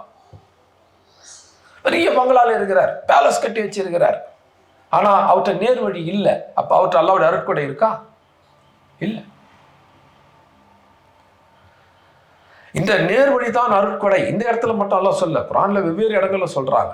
அதுல ஒரு இடம் பார்க்கலாம். நபி ஸல்லல்லாஹு அலைஹி வஸல்லம் ஹஜ் செய்றாங்க இல்லையா? அப்போ அந்த நேரத்தில் அரஃபால ஒரு ஆயத்து இறங்குது. எந்த ஆயத்து? 5வது சூரத்துல் மாயிதாவுடைய ஆரம்பத்தில் வரக்கூடிய ஆயத்து. அல் யௌம அக்மல்து லக்கும் தீனக்கும் வ அத்மம்து அலைக்கும் நிஅமதி வ ரதீது லக்கும் இஸ்லாமு தீனா. இதில் அல்லாஹ் என்ன சொல்றாங்க? அல் யௌம அக்மல்து லக்கும் தீனக்கும், இன்றைய தினம் உங்களுடைய தீனை அக்மல் கமால் பூரணமாக ஆக்கி வைத்து விட்டோம். வ அத்மம்து அலைக்கும் நிஅமதி, உங்கள் மீது என்னுடைய நியமத்தை அருட்கொடையை பூர்த்தி செய்தேன். எதை அல்லாஹ் சொல்றாங்க? தீன். தீனை முழுமைப்படுத்தினதை தான் அல்லாஹ் நியமத் என்று சொல்றான். தீனைத்தான் அல்லாஹ் நியமத் என்று சொல்றான். வப்துஹா வல்லைலி, இது ஆரம்பத்தில் வந்த சூறா இல்லையா? நுபுவத்தினுடைய நபியான ஆரம்பத்தில் வந்த சூறா. நபியினுடைய கடைசி காலகட்டத்தில் மரணத்துக்கு 3 மாசத்துக்கு முன்னாடி வந்த சூறா தான் அந்த வந்த ஆயத்து தான் இப்போ ஓதி காமிச்சு. அந்த 5வது சூறாவுடைய 2வது ஆயத்தில் வர்றது. அல் யௌம அக்மல்து லக்கும் தீனக்கும் வ அத்மம்து அலைக்கும் நிஅமதி, என்னுடைய நியமத்தை உங்களுக்கு நான் முழுமைப்படுத்தி விட்டேன் என்று அல்லாஹ் எதை சொல்றாங்க? தீனை முழுமைப்படுத்தி வைத்ததை தான் சொல்றாங்க. இந்த தீனைத்தான், இந்த நேர்வழியைத்தான் அல்லாஹ் நியமத் என்று சொல்றாங்க. அப்ப யாருக்கு இந்த நேர்வழி கிடைக்கலையோ உண்மையில் அவர் தான் ஏழை. யாருக்கு நேர்வழி கிடைத்ததோ உண்மையில் அவர் தான் செல்வந்தர். பணம் நிறைய இருக்கிறவங்க கிட்ட அல்லாஹ்வுடைய அருட்கொடை இருந்துச்சா? ஃபிரௌனுடைய வரலாறு படிச்சிருக்கிறோம் இல்லையா? குர்ஆன்ல பல இடங்கள் அல்லாஹ் சொல்லி காண்பிக்கிறாங்க இல்லையா? ஃபிரௌனு கூட காலத்தில் ஒரு பெரும் பணக்காரன் இருந்தான். யார் அது? பார்வன். அவனுடைய பணம் அவனுக்கு எந்த அளவுக்கு உதவுச்சு? ஒன்றும் இல்லை. அந்த பணத்தை கொண்டு அவன் சொர்க்கத்துக்கு போக முடிந்ததா? இல்லை. ஏன்? நபி ஸல்லல்லாஹு அலைஹி வஸல்லம் சிறிய தந்தை யாரு? அபூ தாலிப் தெரியும். வேற எந்த சிறிய தந்தை நமக்கு தெரியும்? அபூ லஹப். அபூ லஹப் பத்தி அல்லாஹ் சுப்ஹானஹு வ தஆலா சொல்றாங்க, அவனுக்கு இந்த உலகத்திலே தீர்ப்பு கொடுத்துட்டாங்க. எல்லாருக்கும் கியாமத் நாள்ல தான் தீர்ப்பு கிடைக்கும். அபூ லஹபுக்கு அல்லாஹ் சுப்ஹானஹு வ தஆலா இந்த உலகத்திலே தீர்ப்பு கொடுத்துட்டாங்க. என்ன தீர்ப்பு கொடுத்தாங்க? தப்பத் யதா அபீ லஹபின் வ தப். அடுத்த வரி என்ன? மா அக்னா அன்ஹு மாலுஹு, அவன் சேர்த்து வைத்த திரட்டி வைத்த செல்வம் அவனுக்கு பலன் அளிக்கல. அப்படின்னா அந்த செல்வத்துடைய உண்மையான பலன் என்பது எது? அபூ லஹப் சேர்த்து வைத்த செல்வம் அவனுக்கு பலன் அளிக்காது என்று அல்லாஹ் சொல்றாங்களே, என்ன பலன் அளிக்கல அவனுக்கு? செல்வத்தை கொண்டு அவன் வீடு வசதி, ஒட்டகங்கள், அடிமைகள், தங்கம் இதெல்லாம் வாங்கலையா? வாங்கினான்ல. அப்ப அவனுக்கு பலன் அளிக்கணும்னு அல்லாஹ் சொல்றாங்களே, அப்ப செல்வத்துடைய உண்மையான பலன் என்பது எது? செல்வத்துடைய உண்மையான பலன் என்பது எது? உங்க செல்வத்தை கொண்டு நீங்க சொர்க்கத்தை வாங்கிட்டீங்கன்னா தான் பலன். உங்கள் செல்வத்தை கொண்டு சொர்க்கத்தை நீங்க வாங்கல அப்படின்னா அந்த செல்வம் பலனற்றது. அப்ப 2 விஷயங்கள் நம்ம ஞாபகத்தில் வச்சுக்கணும். அல்லாஹ்விடத்தில் நிஅமத் அருட்கொடை என்பது எது? செல்வமா? இல்ல, நேர்வழி, இந்த தீன், அதுதான் அல்லாஹ்விடத்தில் அருட்கொடை. அப்ப பணத்தினுடைய மதிப்பு தான் என்ன? பணத்துடைய நோக்கம்ன்றது என்ன? பணத்தை கொண்டு சொர்க்கத்தை நீங்க வாங்கிட்டீங்கன்னா வெற்றி பெற்றுட்டீங்க. அந்த பணம் சொர்க்கத்தை வாங்கறதுக்கு உங்களுக்கு உதவலை அப்படின்னா நீங்க தோல்வி அடைஞ்சிட்டீங்க. பணத்தை கொண்டு சொர்க்கத்தை வாங்க முடியுமா? உண்டியல்ல போய் 1 கோடி ரூபா போட்டா சொர்க்கம் கிடைச்சிடும் அப்படிதான் நிறைய பேர் நினைச்சுக்கிறாங்க. பல மதங்கள்ல அது நடைமுறையில் இருக்கு இல்லையா? அந்த மாதிரி காபால உண்டியல் இருக்குது, காபா உண்டியல்ல போய் 1 கோடி ரூபா போட்டுட்டா சொர்க்கத்துக்கு டிக்கெட் கிடைச்சிச்சு அப்படி சொல்ல முடியுமா? ரசூல் அப்படியே கற்றுக் கொடுத்தாங்க. அப்ப பணத்தை வச்சு என்ன செஞ்சா சொர்க்கம் கிடைக்கும்? பணத்தை வச்சு சொர்க்கத்தை வாங்க முடியுமா? தீனுக்காக செலவு செய்தல். முதல்ல இந்த குர்ஆன் யாருக்கு விளங்கும்னு அல்லாஹ் சொல்றாங்கல்ல, நம்ம அல்ஹம்து சூரத்துல் ஃபாத்திஹா ஓதுறோம். அதில் என்ன கேட்குறோம்? இஹ்தின ஸிராத்தல் முஸ்தகீம், எங்களுக்கு நேரான வழி எது என்பதை காண்பித்து அதில் எங்களை நடக்க செய்யுங்கன்னு அல்லாஹ்ட்ட கேட்குறோம். இந்த துஆவுக்கு அல்லாஹ் பதில் கொடுத்தாங்களா? கொடுத்துட்டாங்க. அதுதான் அடுத்த சூரத்துல் பக்ராவுடைய ஆரம்பத்தில் பாருங்க. சூரத்துல் ஃபாத்திஹா என்ன கேட்டோம்? நேர்வழியை கேட்டோம். சூரத்துல் பக்ரால என்ன அல்லாஹ் என்ன சொல்றாங்க? ஸாலிகல் கிதாபு லா ரைப ஃபீஹி ஹுதல் லில் முத்தகீன், இது தக்வாவுடையவர்களுக்கு நேர்வழி. நேர்வழி தானே கேட்டீங்க, இந்த ஒரு நேர்வழி. உடனே அல்லாஹ் பதில் சொல்லிட்டாங்க.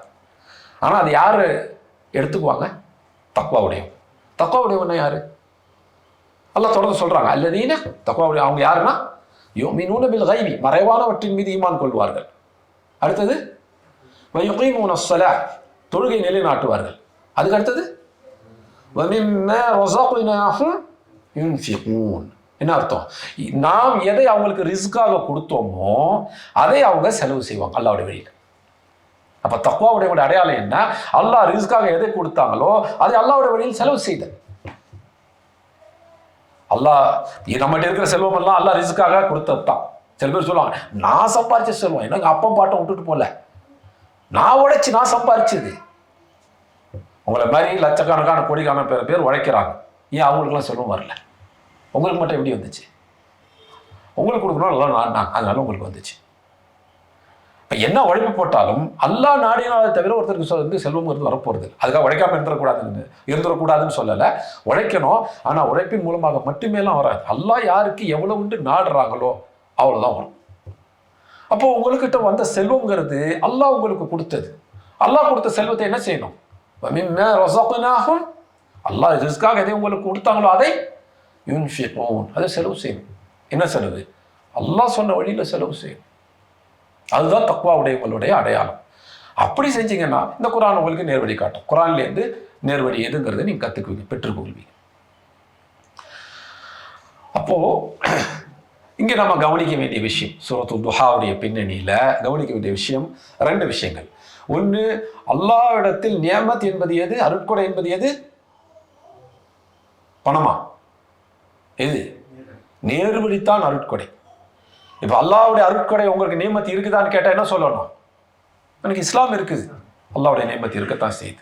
அதுலேயுமே நான் வந்து நபி வழி சுன்னாவை பின்பற்றுறேன், அல்லாஹ்வுடைய நியமத் எனக்கு நல்லாவே இருக்குது, அல்ஹம்துலில்லாஹ் என்று ஒரு ஏழையும் கூட சொல்ல முடியும். பணம் தான் நியமத் அப்படின்றதா பணக்காரன் மட்டும்தான் அல்லாஹ்வுடைய நியமத்தை அருட்கொடை பெற்றவர்கள் இருக்கும். அல்லாஹ் அப்படி சொல்லவே இல்லை. ரசூலுல்லாஹ்வுக்கு பணம் கொடுத்ததே அல்லாஹ் நியமத்துன்னு சொல்லலை. ஆனால் ஹிதாயத் நேர்வழியை கொடுத்ததைத்தான் அல்லாஹ் நியமத் என்று சொல்றாங்க. அந்த நேர்வழி அடுத்தவங்களுக்கு எடுத்து சொல்லுங்க அப்படின்னு அல்லாஹ் சுப்ஹானஹு வ தஆலா சொல்றாங்க. தாவா செய்யுங்க. உங்களுக்கு எந்த சத்தியம் வந்து சேர்ந்ததோ, எந்த சத்தியத்தை கொண்டு நீங்க நேர்வழி பெற்றீங்களோ அது மக்கள்கிட்ட எடுத்துட்டு போங்க என்பது தான் அல்லாஹ்வுடைய கட்டளை. அதுதான் நியமத் என்று அல்லாஹ் சொல்றாங்க. சரி, இந்த பின்னணியில அப்போ பணம், செல்வம், பொருளாதாரம், இதுக்கு இஸ்லாம்ல என்ன மதிப்பு? பணம் இருந்தால் அவர் சிறந்த முஸ்லீம், பணம் இல்லைன்னா அவர் வந்து நல்ல முஸ்லீம் இல்லை அப்படி சொல்ல முடியுமா? அல்லாஹ்வுடைய ரசூல் அப்படி சொல்லியிருக்கிறாங்களா? சொல்லியிருக்காங்களா? இல்லை. அப்போ இந்த பின்னணியில் இன்னும் 2-3 கேள்வி கேட்கலாம். அப்போ பணம் வச்சிருந்தா நல்ல முஸ்லீம் சொல்லலாமா? அப்படிலாம் சொல்ல முடியாது. நேர் வழி இருந்துச்சுன்னா அவர் நல்ல முஸ்லீம், நபி வழியில் இருந்தார்னா அவர் நல்ல முஸ்லீம். அப்போ அவர் பணக்காரராக இருக்கலாம், ஏழையாக இருக்கலாம். அப்போ இந்த பின்னணியில் இன்னொரு கேள்வி கேட்கலாம். இஸ்லாம் வந்து எதை ஆதரிக்குது? பணக்காரராக இருக்கிறது ஆதரிக்குதா, ஏழையாக இருக்கிறது ஆதரிக்கிறதா? அல்லாஹ் சுப்ஹானஹு வ தஆலா நம்மளை பணக்காரராக இருக்க சொல்றாங்களா, ஏழையாக இருக்க சொல்றாங்களா? நிறைய பேர் வந்து ஏழையாக இருக்கிறத அல்லாஹ் விரும்புகிறாங்க அப்படின்னு சொல்லுவாங்க. அதுக்கு என்ன ஆதாரம் அப்படின்னு கேட்டால், நபியே ஏழையாக தாங்க இருந்தாங்க. சேர்ந்தா மாதிரி 3 நாட்களுக்கு நபியினுடைய வீட்டில் அடுப்பு எரிஞ்சது இல்லைன்னு நபியுடைய மனைவியெல்லாம் சொல்லியிருக்கிறாங்க. புகாரி, முஸ்லிம் ஹதீஸில் ஆதாரபூர்வமான ஹதீஸில் வந்திருக்குது. அப்போ நபியே ஏழையாக தானே இருந்தாங்க. அப்போ நம்ம எப்படி இருக்கணும்? ஏழையாக தான் இருக்கணும். ஏழையாக இருக்கிறதான் சிறந்தது அப்படின்னு சொல்லுவாங்க. இது இந்த மாதிரி சொல்லக்கூடிய சிலர் இருக்கிறாங்க. இப்போ நம்ம பார்த்த ஆதாரங்கள்லாம் பார்த்தோம்னா பணக்காரராக இருக்கிறது நல்லது, சிறந்தது அப்படின்னு சொல்லாம இல்லையா? சொல்லாம சொல்லக்கூடாதா? ஏன்னா அதுக்கும் ஆதாரங்களை எடுத்து வைக்கலாம். நபி ஸல்லல்லாஹு அலைஹி வஸல்லம் ஏழையாக இருந்தாங்க, எப்படி சொல்லுங்க ஏழையாக இருந்தாங்கன்னு? பாருங்க, சேர்ந்தா மாதிரி 3 நாட்கள் அவங்க வீட்டில் அடுப்பு எரிஞ்சது இல்லைன்னு ஆயிஷா ரலியல்லாஹு அன்ஹா சொல்றாங்க. பல நேரம் பட்டினி கிடந்தாங்கலாம் ஹதீஸ்கள் வருது. அப்போ அவங்க ஏழையாக இருந்தால் தானே இதெல்லாம் நடக்கும் அப்படின்ட்டு. ஆனால் அதே நபியினுடைய மனைவியர்கள் ரமதான் மாதம் வந்தா ரசூலா எப்படி இருப்பாங்க? குறிப்பா கடைசி 10 நாட்கள் எப்படி இருப்பாங்க? புயல் மாதிரி சதக்கா கொடுப்பாங்க, புயல் மாதிரி தர்மம் கொடுப்பாங்க. புயல் எப்படி வரும்? அப்படியே பொறுமையா மெதுவா வருமா? வேக அடிச்சு நோத்திட்டு போகல, அந்த மாதிரி சதக்கா கொடுப்பாங்க. இந்த நம்ம எல்லாருக்கும் அள்ளி கொடுப்பாங்க. ஒரு ஏழையால் எப்படி அவ்வளவு சதக்கா கொடுக்க முடியும், தர்மம் கொடுக்க முடியும்? நபி ஸல்லல்லாஹு அலைஹி வஸல்லம் ஏழையாக இருந்தால் எப்படி அவ்வளவு தர்மம் கொடுத்திருக்க முடியும்? கொடுத்தாங்கல்ல. இன்னும் கேட்டா நபியினுடைய வரலாறை நம்ம சரியா படிக்கவே இல்லைன்னு சொல்லிடுவோம். சரியா கூட நான் சொல்ல மாட்டேன். ஏன்னா நபி ஸல்லல்லாஹு அலைஹி வஸல்லமுடைய குடும்ப கணக்குன்னு ஒண்ணு இருக்கு. அவங்க குடும்பத்துல இத்தனை பேர் அப்படின்ட்டு, அது எத்தனை பேர்னு சொல்லுங்க பார்ப்போம். நபியுடைய வாழ்க்கை நமக்கு எவ்வளவு தூரம் தெரியுதுங்கிறதுக்கு இது ஒரு சோதனையான கேள்வி அப்படின்னு வச்சுங்க. நபி ஸல்லல்லாஹு அலைஹி வஸல்லம் குடும்பத்துல எத்தனை பேர் இருந்தாங்க?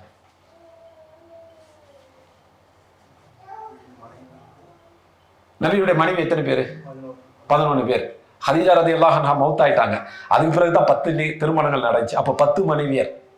ஒரே நேரத்தில் 8 மனைவி இருந்திருக்கிறாங்க, 9 பேர் இருந்திருக்காங்க. சரி 10ன்னு வச்சுக்கோம், நம்ம கணக்கு ஈஸியா 10 மனைவி இருந்துக்கிறாங்க. அப்போ நபியும் 10 பேரும்.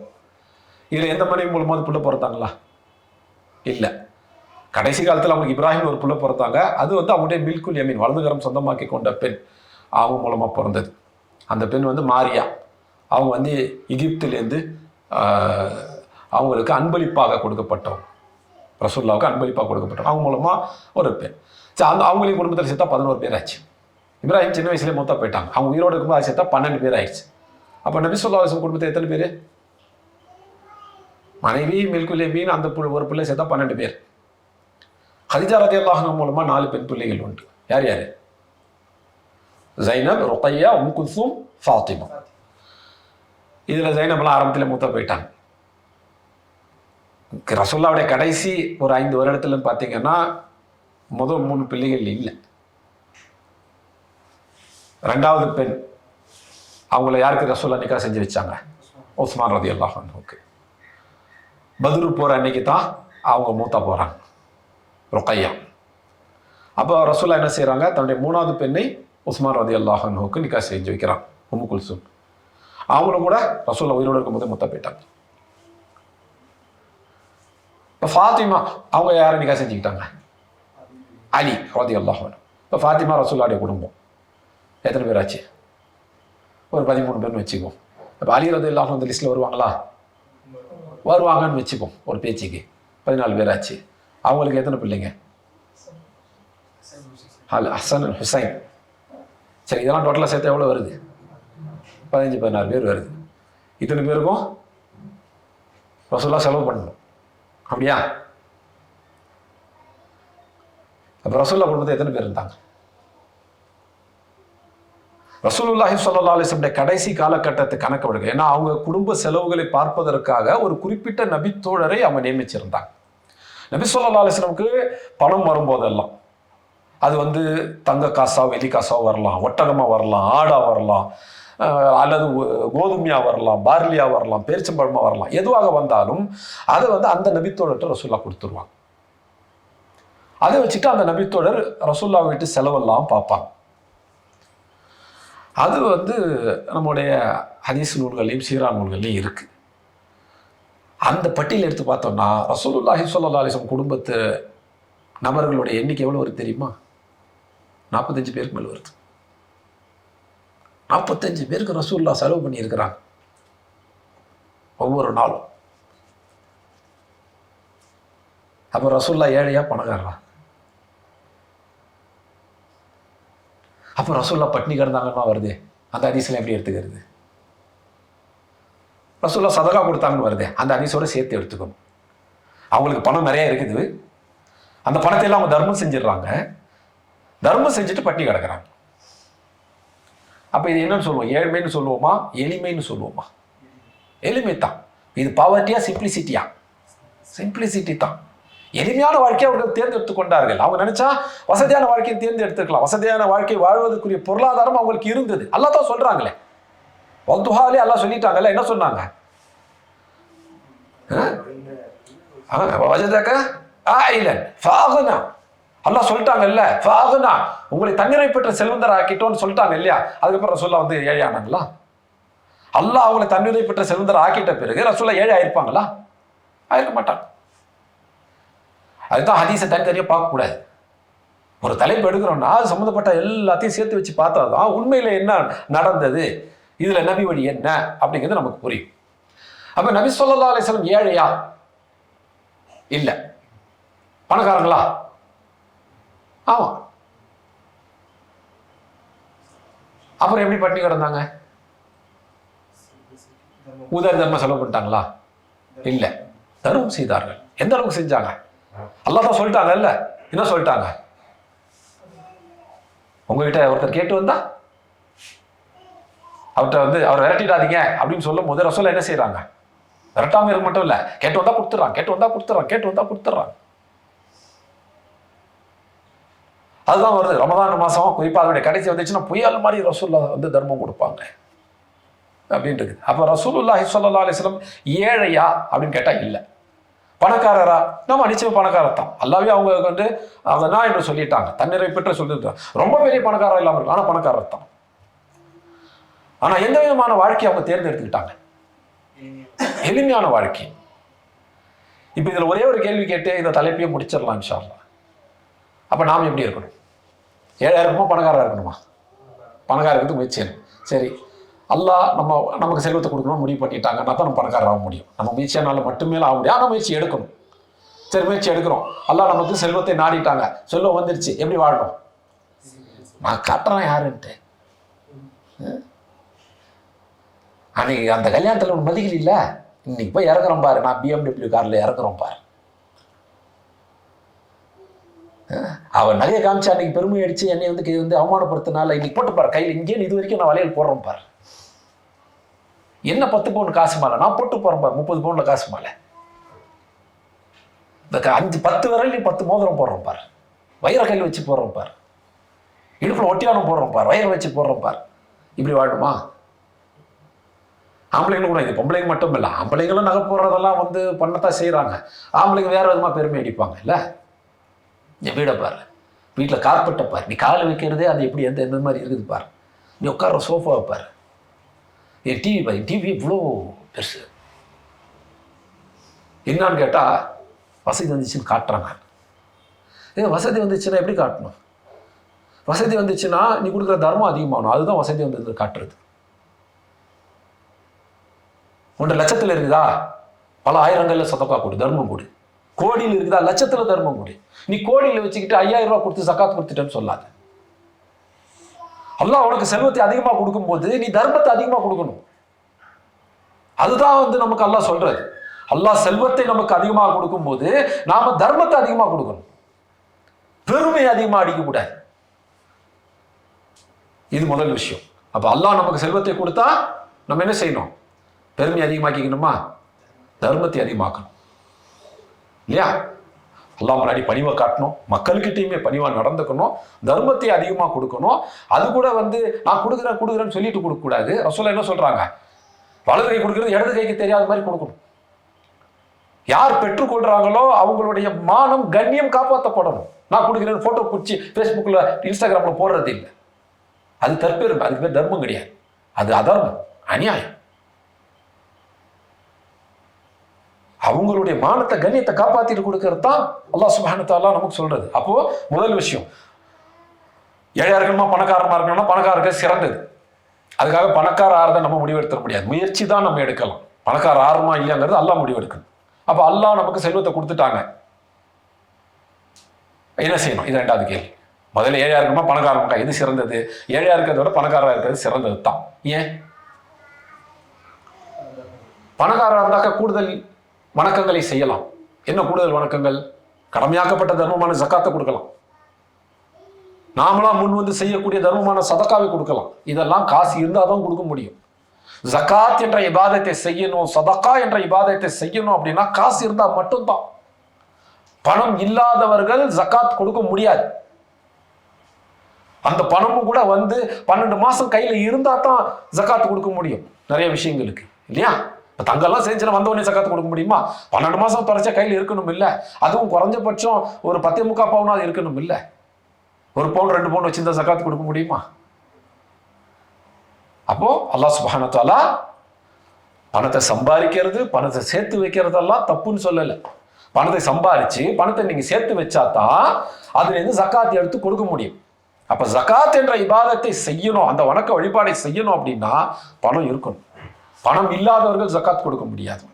பணம் இல்லாதவர்கள் ஜக்காத் கொடுக்க முடியாது. பணம் இல்லாதவர்கள் சதகா கொடுக்க முடியாது.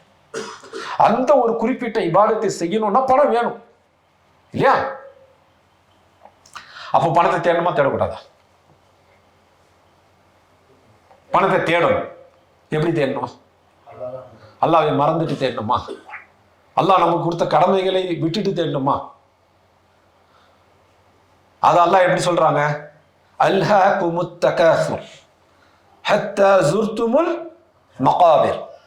இதுக்கு என்ன அர்த்தம்? தகாசுர், தகாசுர்னா என்ன? அதிகம். கசீர்னு சொல்றோம் இல்லையா? கௌசர், கசீர் இதெல்லாம் ஒரே வேறு சொல்லியிருந்தேன். கசர அப்படின்னா நிறைய, தக்காசுர்னா நிறைய நிறைய வேணும் அப்படின்னு தேடுறது. இன்னொன்று தேடுறாங்க. இப்போ பணம் எவ்வளோ சம்பாதிச்சாலும் திருப்தி வராது.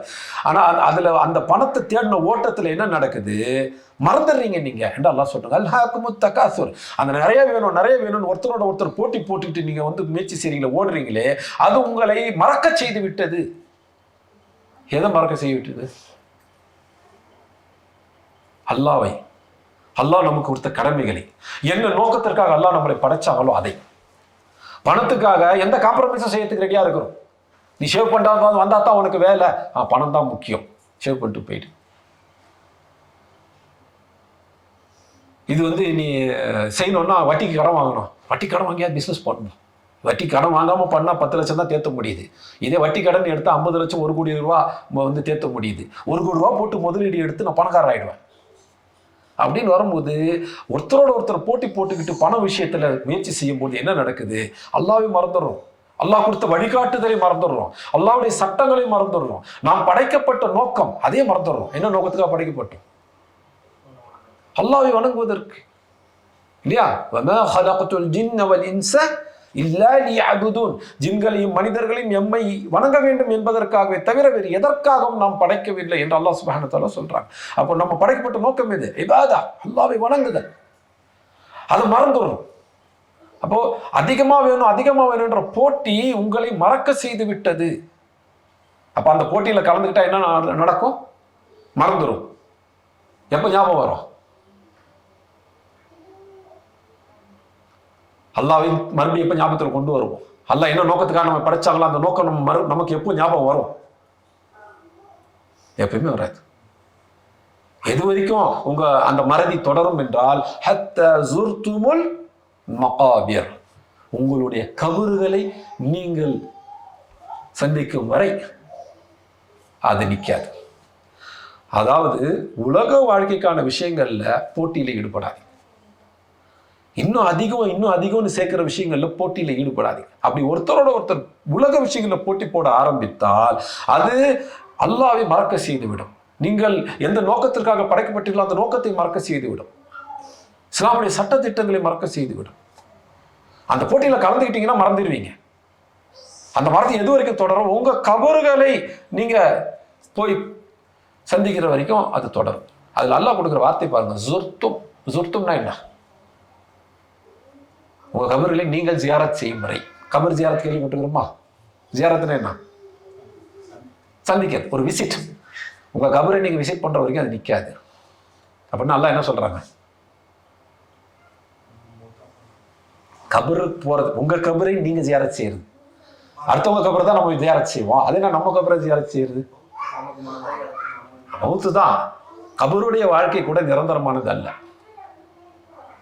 உங்க கபரை நீங்க ஜியாரத் செய்யணும்னு அர்த்தம் பார்த்துட்டு வந்துடுவீங்க.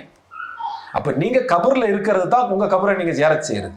அந்த கபர்ல கூட நீங்க நிரந்தரமா இருக்க போறது இல்லை. அங்கேருந்து கியாமத்து நாள் ஒன்று இருக்குது, அங்கே வருவீங்க. உங்களோட மறுமை வாழ்க்கையுடைய ஆரம்பம் தான் கபர். உங்க கபரை போய் நீங்க ஜியாரத் செய்யும் வரை, அதான் உங்களுடைய கபர் வாழ்க்கை ஆரம்பிக்கிற வரைக்கும் நீங்க வந்து மறதியில தான் இருப்பீங்க. அப்ப மறக்க கூடாதுன்னா என்ன செய்யணும்? அல்லாஹ்வை மறக்கக்கூடாது. அல்லாஹ் நம்ம எந்த நோக்கத்துக்காக படைத்தாங்களோ அதை மறக்கக்கூடாது அப்படின்னு என்ன செய்யணும்? போட்டியில கலந்துக்கூடாது. இப்ப இது முரண்பாடா வர மாதிரி தெரியலையா? ஒரு பக்கம் பணம் சம்பாதிக்கிறது நல்லது அப்படின்னு பார்த்தோம். ஏழையா இருக்கிறத விட வசதியா இருக்கிறது நல்லது. வசதியா இருந்தால் தான் ஜக்காத்தெல்லாம் கொடுக்க முடியும், சதக்காலாம் கொடுக்க முடியும். அப்போ வசதியாக இருப்பது சிறந்தது அப்படின்னு பார்த்தோம் இல்லையா? ஆனா இன்னொரு பக்கம் பணம் சம்பாதிக்கிறதுல போட்டியில் இறங்காதீங்க. இறங்கிட்டீங்கன்னா நீங்க அல்லாவையே இந்த தீனையே மறந்துடுவீங்க அப்படின்னு நல்லா சொல்றாங்க. இது ஒண்ணுக்கு ஒன்று முரண்பாடா தெரியுதா இல்லையா? மேலோட்டமா பார்த்தா அப்படித்தான் தெரியும் இல்லையா? அல்லாஹ் பணம் சம்பாதிக்க சொல்றாங்க, இங்க என்ன சொல்றாங்க? அதை போட்டி போட்டுட்டு நீங்க அதிலே மூழ்கிடாதீங்கன்னு சொல்றாங்க. பணம் சம்பாதிக்கிறது வேற, அதிலே மூழ்கிறது வேற. அதாவது குளத்துல இறங்கி நீச்சல் அடிக்கிறது வேற, குளத்திலேயே மூழ்கிறது வேற இல்லையா? குளத்துல மூழ்கினா என்ன ஆகும்? செத்துரும், முடிஞ்சிச்சு வாழ்க்கை. ஆனா நீச்சல் மற்றவங்க திருப்பி வந்துடலாம் இல்லையா? அதுதான் வித்தியாசம். உலக வாழ்க்கைங்கிறது குளத்துல இறங்குற மாதிரி தான். உங்களுக்கு குளத்தையும் தேவையான தண்ணியை குடிச்சிக்கிங்க.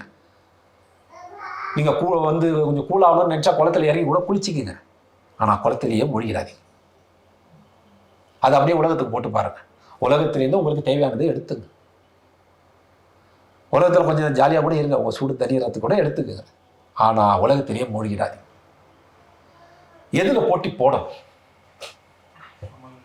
அமல்கள்ல தான் போட்டி போடும். நல்ல அமல்கள் செய்யறதுல போட்டி போடும். தர்மத்துல போட்டி போடுங்க. சஹாபாட்டு அப்படித்தானே போட்டி இருந்துச்சு. தபூக் போருக்கு ரசூலுல்லாஹி ஸல்லல்லாஹு அலைஹி வஸல்லம் மக்கள் கூப்பிடுறாங்க, போருக்கு தேவையான நிதி உதவியை கொடுங்க அப்படின்னு சொல்றாங்க. பொருளாதார உதவி, என்னென்ன உதவி கொடுக்க முடியுமோ கொடுங்கன்றாங்க. உஸ்மான் ரலியல்லாஹு அன்ஹு என்ன செய்யறாங்க? 700 ஒட்டகங்களை கொடுக்குறாங்க. 700 ஒட்டங்களையும் அதுக்கான சுமையோட சேர்த்து கொடுக்குறாங்க. பெரும் அர்ப்பணிப்பு இல்லையா?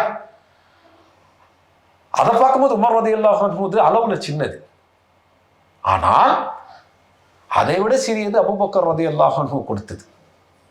அன்னைக்கு உமர் ரலியல்லாஹு அன்ஹு ஒரு சந்தோஷப்படுறாங்க, முதல் முறையா அபூபக்கரை நான் மிகைத்து விட்டேன். ஏன்னா எந்த நன்மையாக இருந்தாலும் அது அபூபக்கர் ரலியல்லாஹு அன்ஹுடைய தான். அவங்க தான் அதுல முதல்ல.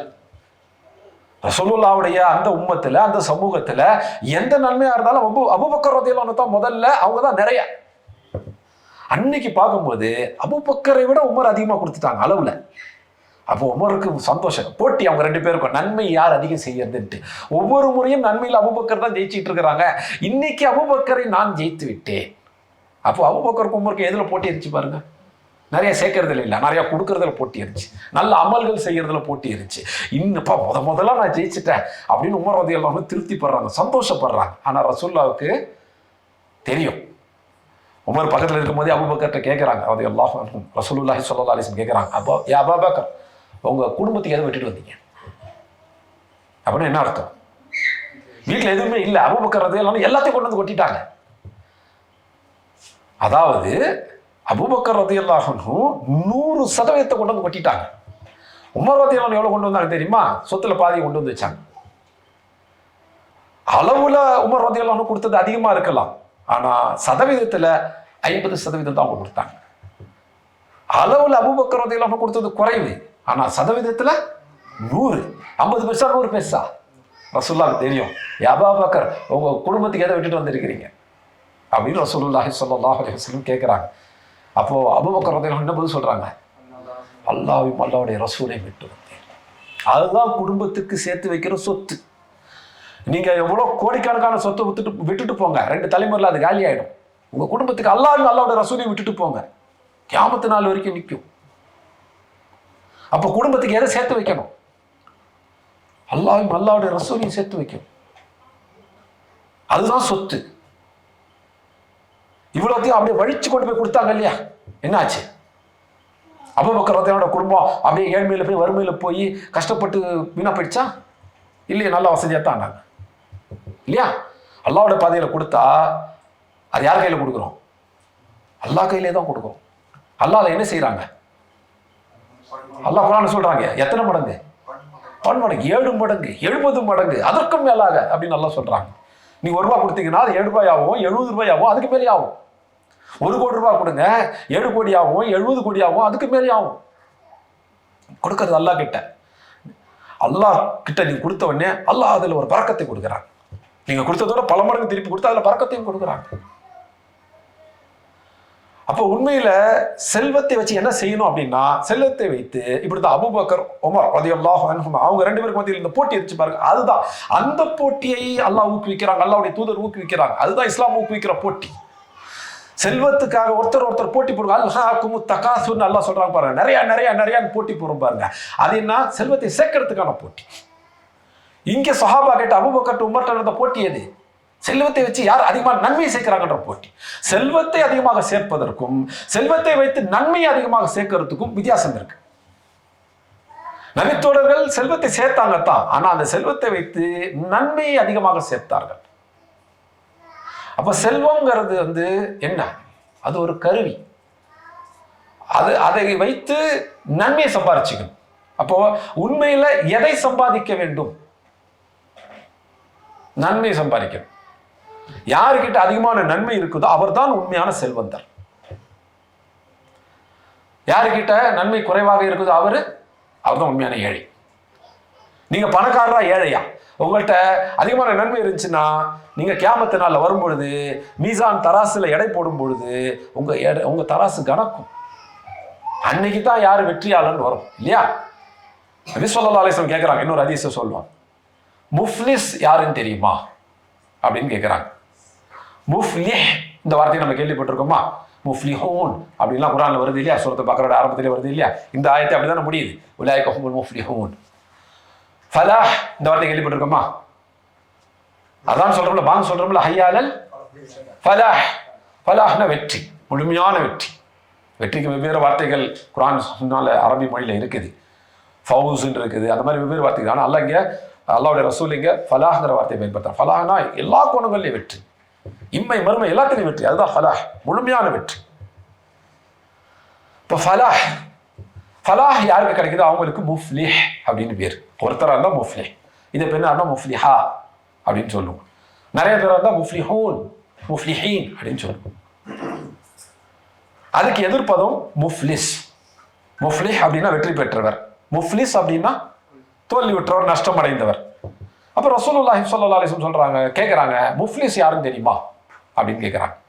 அப்போ நபித்தோழர்கள் கூட இருந்தவங்க சொல்றாங்க, உலகத்தில் எந்த வசதியும் இல்லாதவர், பொருளாதாரம் இல்லாதவர், அவர் தான் எதுவும் இல்லாதவர், தோல்வி அடைந்தவர் அல்லது ஒன்றும் இல்லாதவர். அப்போ நபி ஸல்லல்லாஹு அலைஹி வஸல்லம் சொல்றாங்க, இல்லை, நிறைய நன்மை இந்த உலக வாழ்க்கையில் சேர்த்துக்கிட்டு தீர்ப்பு நாளுக்கு அவர் வரார். ஆனா உலக வாழ்க்கையில் நன்மை சேர்த்தா மாதிரியே உலக வாழ்க்கையில நிறைய பேருக்கு அவர் கஷ்டத்தையும் கொடுத்திருக்கிறார், நிறைய மனிதர்களுக்கு ஒரு கஷ்டத்தையும் கொடுத்திருக்கிறார். இப்ப தீர்ப்பு நாள் வரும்போது அல்லாஹ் விசாரிக்கும் போது என்ன நடக்குது? இவர் நிறைய பேருக்கு கஷ்டத்தை கொடுத்திருக்கிறார் இல்லையா? அதுக்கு நஷ்ட ஈடு கொடுக்கணும் இல்ல? கியாமத்தினால எது நஷ்ட ஈடு? பணமா? இந்த நம்மகிட்ட நன்மையை தூக்கி அவங்கள்ட்ட கொடுத்துருவாங்க. அவ்வளோ நன்மையோட வந்தவர் அடுத்தவங்களுக்கு உலகத்தில் அநியாயம் செஞ்சதன் காரணமா அவருடைய நன்மையெல்லாம் இழக்கிறார். அவருடைய நன்மையை தூக்கி ஒவ்வொரு மனுஷனுக்காக கொடுக்குறாங்க. கடைசியில பார்த்தா எல்லா நன்மையும் காலி ஆயிடுச்சு. அவர்தான் முஃப்லிஸ், அவர்தான் தோல்வியாளர், நஷ்டம் அடைந்தவர் என்று நபி ஸல்லல்லாஹு அலைஹி வஸல்லம் சொல்றாங்க. அப்ப எதை சேர்த்துக்கிட்டு மறுமையில போய் நிக்கிறோம்? மறுமையில அதிகமான நன்மையோட யார் போய் நிக்கிறாங்களோ, அதை இழக்காம யார் அதை கொண்டு சொர்க்கத்தை பெற்றுக் கொள்கிறார்களோ அவர் தான் செல்வந்தர். ஏழை, நஷ்டம் அடைந்தவர், இந்த பொருளாதார போட்டியில் தோற்று போனவர் யாரு? நன்மை இழந்தவர் தான் தோற்று போனவர். அப்ப பொருளாதார விஷயத்துல ஒருத்தரோட ஒருத்தர் போட்டி போடலாமா? போடக்கூடாதா?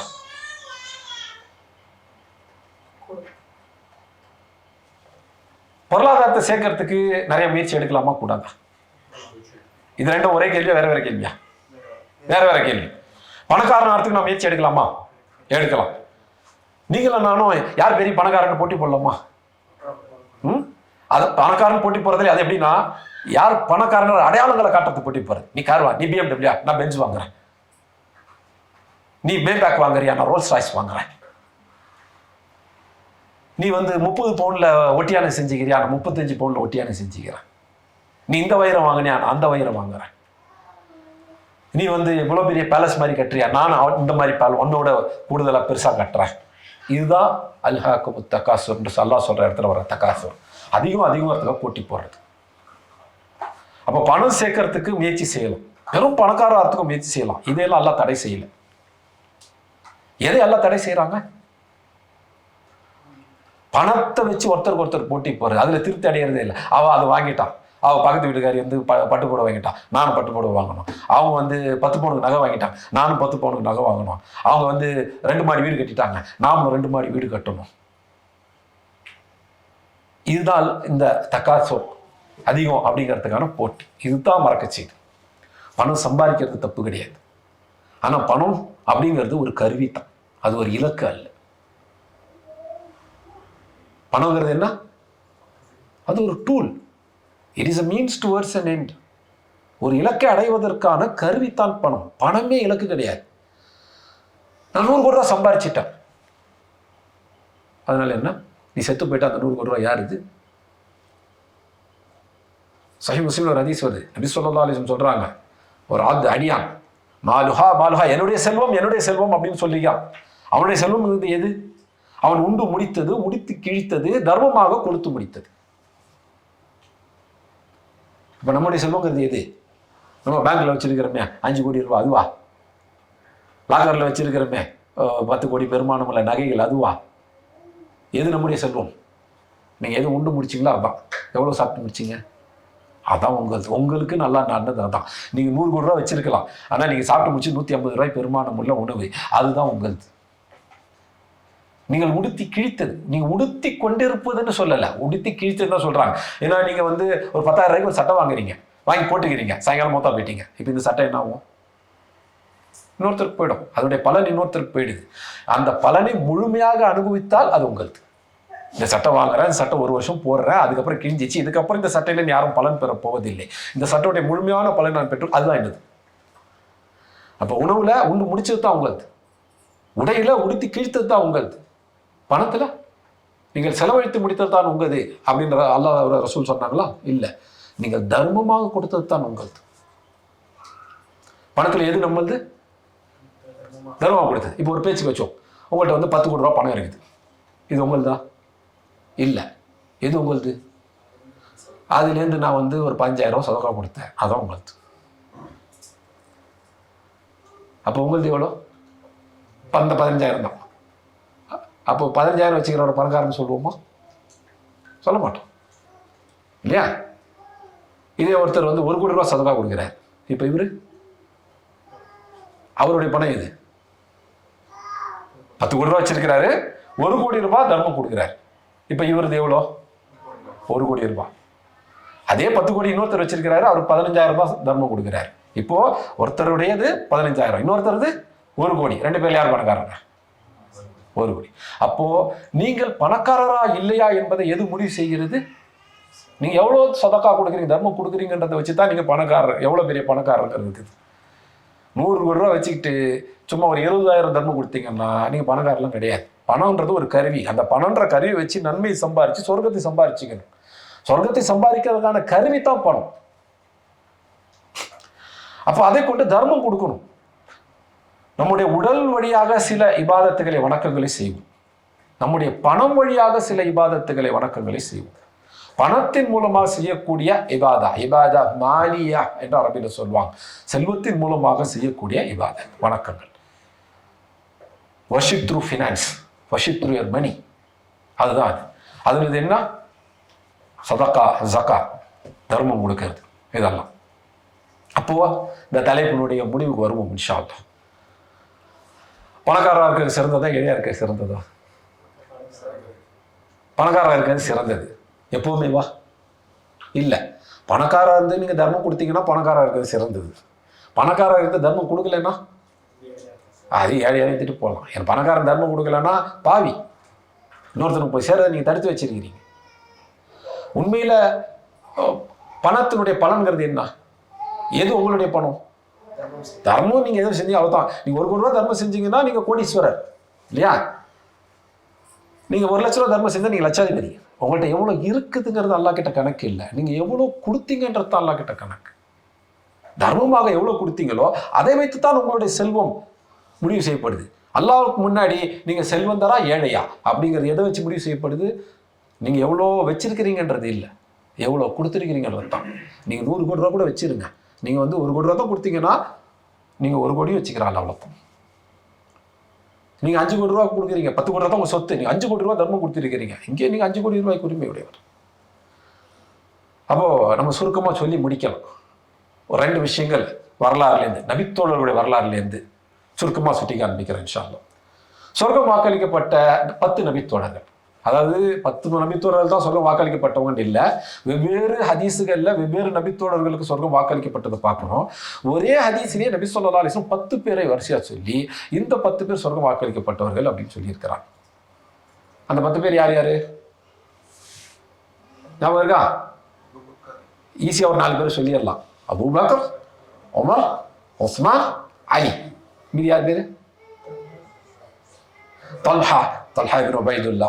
ஓகே, அடுத்தது அஸ்-ஸுபைர் இப்னு அல்-அவ்வாம், அப்துர் ரஹ்மான் இப்னு அவுஃப், சாத் பின் அபி வக்காஸ், மாஷா அல்லாஹ், சயீத் இப்னு ஸைத். இது ஞாபகம் வச்சுக்க, சாத் சயீத் ஞாபகம் வச்சுக்கிறது ஈஸியாக இருக்கும்.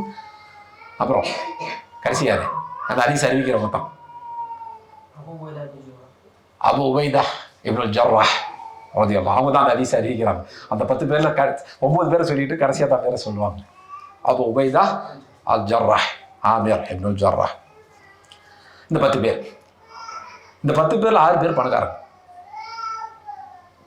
அதுல 2 பேர் பெரும் பணக்காரங்க. இப்போ நம்ம காலத்துல ஈலான் மஸ்க், பில் கேட்ஸ் எல்லாம் சொல்றோம் இல்லையா, அந்த மாதிரி பணக்காரங்க. யாரு? உஸ்மான் இப்னு அஃபான், அப்துர் ரஹ்மான் இப்னு அவுஃப். அந்த அளவுக்கு பெரும் பணக்காரங்க. அப்போ இந்த 10 பேருக்கு ரசூலுல்லாஹ் மூலமா அறிவிப்பு வருது, அல்லாஹ் அவங்களுக்கு சொர்க்கத்தை வாக்குறுதி கொடுத்திருக்கிறாங்க. ஏழா இருக்கிறது சிறந்ததா இருந்தா இந்த 10 பேர் சொர்க்கத்தை பெற்றிருக்க முடியாது இல்லையா? குறிப்பா அந்த 10 பேர்ல வந்து 6 பேர் பணக்காரங்க, 2 பேர் பெரும் பணக்காரங்க. அப்போ அவங்க பணத்தை வச்சு என்ன செஞ்சிருக்கிறாங்க? தர்மம் செஞ்சு நன்மை சேர்த்து சொர்க்கத்தை வாங்கிட்டாங்க. பணத்தை வச்சு சொர்க்கத்தை வாங்கியிருக்கிறாங்க. அல்லாஹ் குர்ஆன்ல அதான் கேட்குறாங்க, உங்க வாழ்க்கையை உங்க உயிரை கொடுத்து நீங்க சொர்க்கத்தை வாங்கிக்கின்றாங்க இல்லையா? இந்த 10 பேர்.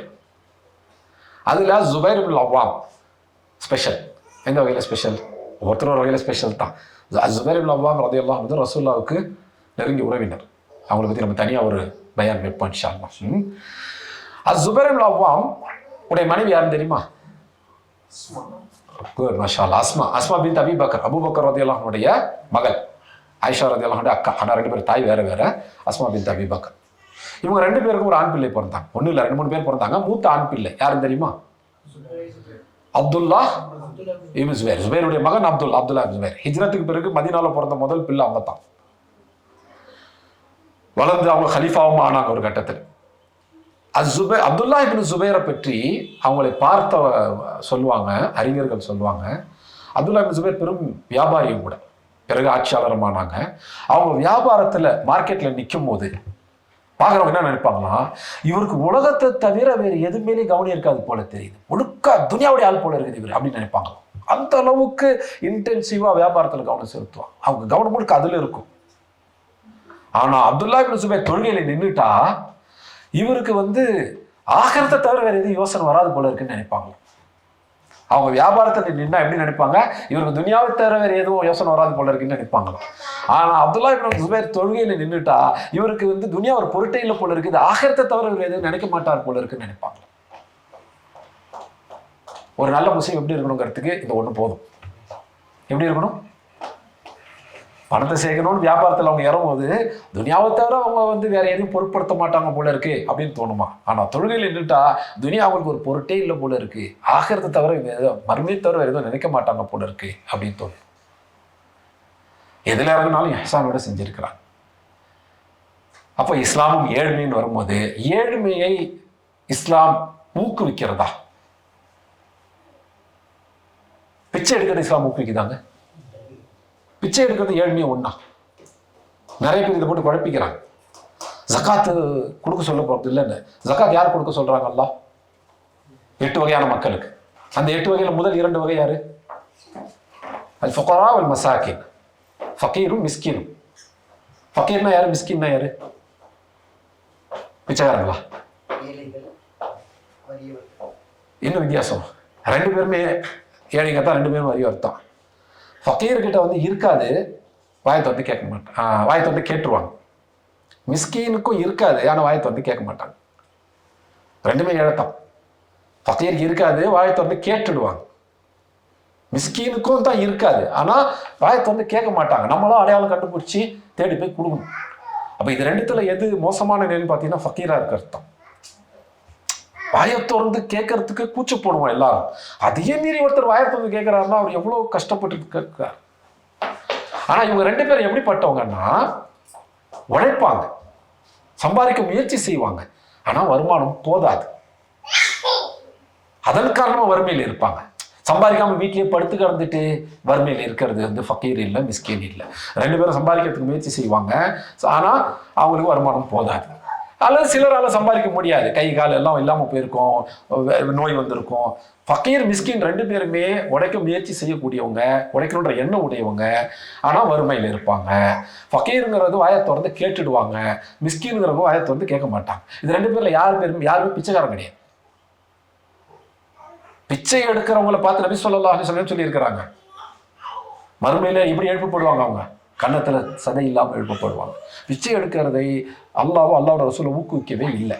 பிச்சை எடுக்கிறது வேற, அது வந்து அந்த வறுமையை தொழிலாக ஆக்கிக்கிறது, உழைக்காம அடுத்தவங்களோட நம்பிக்கிட்டு ஓட்டுறது. பிச்சை எடுக்கிறது இஸ்லாம் ஊக்குவிக்கல, அதையும் நம்ம தெளிவாக எடுத்துக்கணும். ஏழ்மை அப்படிங்கிறது உழைக்க முயற்சி செய்தும் அதை மீறி வருவது ஏழ்மை, வறுமை அப்படிங்கிறது. ஃபக்கீர் மிஸ்கின்ங்கிறது வேற.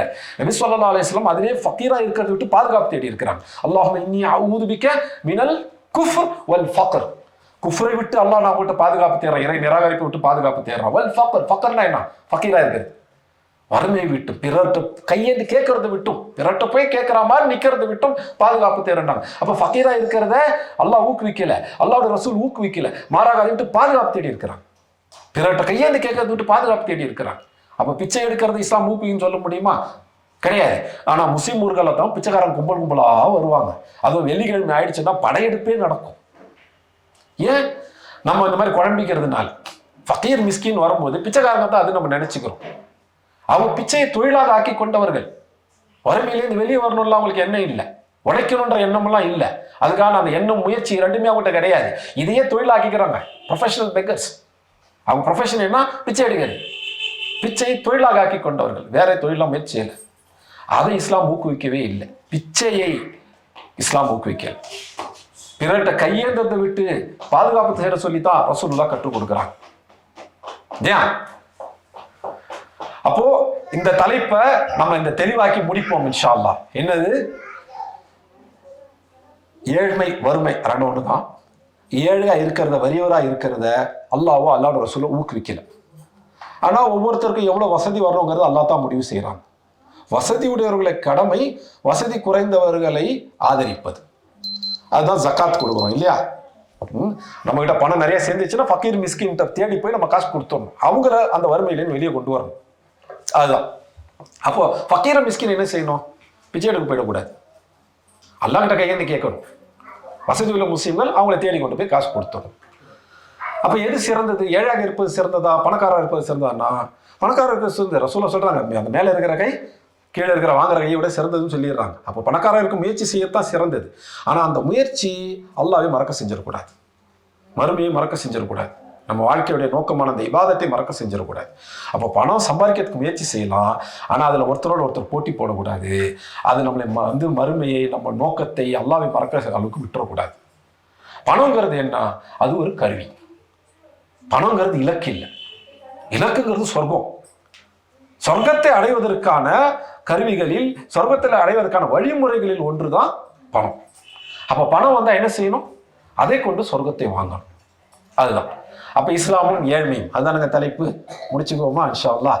இஸ்லாமும் ஏழ்மையும் அப்படிங்கிற தலைப்புல நம்ம பார்க்கறது என்ன? நபித்தோழர்கள்ல பணக்காரங்களா இருந்தாங்க, பெரும் பணக்காரங்களா இருந்தாங்க. அவங்களாம் சொர்க்கவாசின்னு ரசூலுல்லாஹி ஸல்லல்லாஹு அலைஹி வஸல்லம் சொன்னாங்க. ஏன்? பணத்தை கொண்டு அவங்க சொர்க்கத்தை வாங்கிக்கிட்டாங்க. பணத்தை கொண்டு சொர்க்கத்தை வாங்க முடியும். எப்படி உண்டியல போட்டு வாங்க முடியுமா? இல்லை. இன்னொரு மனுஷனுடைய கஷ்டத்தை குறைச்சி அதன் மூலமாக சொர்க்கத்தை வாங்குறது, இன்னொரு மனுஷன் மேல அக்கறை எடுத்து அதன் மூலமாக சொர்க்கத்தை வாங்குறது, அது பணம் மூலமாக செய்யக்கூடிய ஒரு வணக்கம், ஒரு இபாதத். அப்ப இஸ்லாம் ஏழ்மையை வறுமையை ஊக்குவிக்குதா அப்படின்னா இல்லை. தன்னிறைவு பெற்றவங்களா இருக்கிறதான் ஊக்குவிக்குது. ரசூலுல்லாஹ்வே அல்லாஹ் தன்னிறைவு பெற்ற சிறந்தரத்தான் ஆக்கி வச்சாங்க. நம்மளும் வந்து அந்த மாதிரி துவா கேட்க சொல்லி ரசூலுல்லாஹ் கற்றுக் கொடுத்துருக்காங்க. நிறைய துவாக்கள்ல கினா கொடுங்க. அல்லாஹ்மே இன்னி அஸ்அலுக அல் ஹுதா வ துகா வல் அஃபாஃப் வல் கினா. கினானா என்ன? அது அந்த கனியா இருக்கிறது, தண்ணீரை பெற்ற செல்வந்தரா இருக்கிறது. அல்லாஹும்ம ஃபினி பி ஹலாலிக அன் ஹராமிக வக்னினி. வக்னினா என்ன? என்னை கனியாக ஆக்குங்க, என்னை பணக்காரன் ஆக்குங்க, தண்ணீரை பெற்ற செல்வந்தராக்குங்க. அப்போ எதை கேட்க சொல்லி ரசூலுல்லாஹ் கொடுத்தாங்களோ, கற்றுக் கொடுத்தாங்களோ அதுதான் சிறந்தது. அப்போ பணக்காரத்து முயற்சி சிறந்தது. ஆனால் அது ஹலாலான வழியில் செய்யணும், அல்லாஹ் மீது நம்பிக்கை வச்சு செய்யணும். பணம் வந்துட்ட பிறகு அதை பிற மக்களுடைய கஷ்டத்தை நீக்கிறதுக்கான வழியில் செலவிடணும். எவ்வளோ தர்மம் செஞ்சோமோ அதுதான் நம்முடைய காசு, அதை கொண்டு சொர்க்கத்தை பெற்றுக்கொள்ளணும். கஷ்டப்படுறவங்களுக்கு உதவி செய்யறதுங்கிறது வேற, பிச்சைக்காரங்களை வளர்த்து எடுக்கிறதுங்கிறது வேற. பிச்சைக்காரங்களை பிச்சை எடுக்கிறத வந்து வளர்க்கறது இஸ்லாம் சொல்லலை. ஆனால் மாறாக அவங்களையுமே தண்ணீரை பெற்ற செல்வங்கள் ஆக்கிறதுக்கு நம்ம உதவி செய்யணும் அப்படின்னு தான் சொல்லப்படுது. அப்போ இஸ்லாம் ஏழ்மையை ஊக்குவிக்குதா அப்படின்னா இல்லை, வறுமையை ஊக்குவிக்கலை. வறுமையை ஒழிக்கிறதுக்கு தான் ஜக்காத் எல்லாம். அப்போ வறுமையை ஏழ்மையை அல்லாஹ் ஊக்குவிச்சாங்கன்னா ஜக்காத்துன்ற ஒரு விஷயத்த அல்லாஹ் நம்ம கொடுத்திருக்கவே மாட்டான் இல்லையா? சில மதங்களில் சொல்ற மாதிரி அவன் பணக்காரர் இருக்கிறது அவன் விதி, அவன் ஏழையா இருக்கிறது அவன் விதி அப்படின்னு அல்லாஹ் சொல்றாங்களா? அல்லாஹ்வோட ரசூல் சொன்னாங்களா? கிடையாது. நீ முயற்சி செய்யணும். உன் விதி என்னங்கிறது முயற்சி செஞ்ச பிறகு தெரியும். உன்னுடைய ரிஸ்க் எவ்வளோங்கிறது தெரியும். உங்களுக்கு ரிஸ்க் எல்லாம் குறைவாக தான் வச்சிருக்கிறாங்கன்னா கவலைப்படாதீங்க. இன்னொரு முஸ்லீம் இருக்கிறான், அவன் சொர்க்கத்துக்கு முயற்சி செய்வான். அந்த முயற்சி வந்து அவனுடைய பணத்தை கொண்டும் செய்வான். அவன் காசை கொண்டு வந்து உங்கள்கிட்ட கொடுக்கணும். அதுதான் நல்ல முஸ்லீம். நீங்கள் ஜக்காத் கொடுக்கல, சதக்கா கொடுக்கல, அதை கொண்டு சொர்க்கத்தை வாங்கலைன்னா உங்கள் பணம் உங்களுக்கு வந்து ஒரு பிரயோஜனமும் இல்லை, உங்களுடைய நஷ்டவாளியாகத்தான் ஆக்கும். அப்போ உண்மையான ஏழைங்கிறது யாரு? உண்மையான நஷ்டவாளிங்கிறது யாரு? பணத்தை கொண்டு யார் சொர்க்கத்தை வாங்கலையோ அவர் உண்மையான நஷ்டவாளி. பணத்தை கொண்டு யார் சொர்க்கத்தை வாங்கிறாரோ அவர் தான் வெற்றி பெற்றோர். சஹீஹ் முஸ்லிம்ல ரசூலுல்லாஹி ஸல்லல்லாஹு அலைஹி வஸல்லம் சொன்னதாக வரக்கூடிய ஹதீஸ் என்ன? ஒரு பெருத்தம்பழத்தையாவது தர்மம் செய்து நீங்கள் சொர்க்கத்தை வாங்கி கொள்ளுங்கள். ஆனால் நான் கோடி ரூபா தர்மம் செஞ்சால் தான் சொர்க்கம் கிடைக்க வேண்டியதில்லை. உங்ககிட்ட எவ்வளோ இருக்குதோ அதுலேருந்து ஒரு பகுதியாவது எடுத்து தர்மம் செய்து நீங்கள் சொர்க்கத்தை வாங்கிக்க.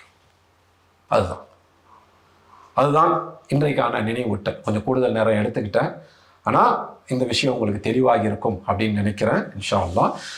இதில் மறுபடியும் சூரத்து துஹாவை சொல்லி முடிப்போம்.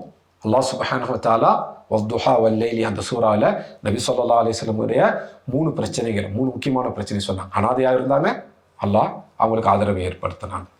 நேர்வழி எதுவும் தெரியாமல் இருந்தாங்க, அல்லாஹ் அவங்களுக்கு நேர்வழியை கொடுத்தாங்க. அவங்க பொருளாதார தேவையுடையவங்களாக இருந்தாங்க, அல்லாஹ் அவங்களை தன்னிறைவு பெற்ற செல்வந்தராக்கி வச்சாங்க. இந்த மூன்று அருட்கொடைகள் அதில் அல்லாஹ் அதுக்கு நீங்கள் என்ன செய்யணும்? அல்லாஹ் உங்களே வந்து அனாதையாக இருந்து ஆதரவு கொடுத்தாங்க இல்லையா? உங்கள்கிட்ட அனாதை வந்தால் நீங்கள் அனாதைகிட்ட கடுமையாக நடக்காது. நீங்கள் பணம் தேவையாக இருந்தீங்க, அல்லாஹ் உங்களை தன்னிறைவு பெற்ற செல்வந்தராக்குனாங்க இல்லையா? உங்கள்கிட்ட யாரும் பணம் கேட்டு வந்தா அவங்கள்ட்ட நீங்கள் கடுகடுப்பாக நடந்துற. அதை சொல்லிட்டு அல்லாஹ் என்ன சொல்கிறாங்க?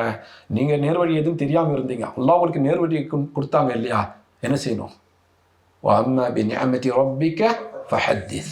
அதைத்தான் அல்லாஹ் சொல்றான். அதை மட்டும் தான் நியமத் என்று அல்லாஹ் சொல்றான், பணத்தை நியமத் என்று சொல்லல. பணங்கிறது ஒரு சோதனை.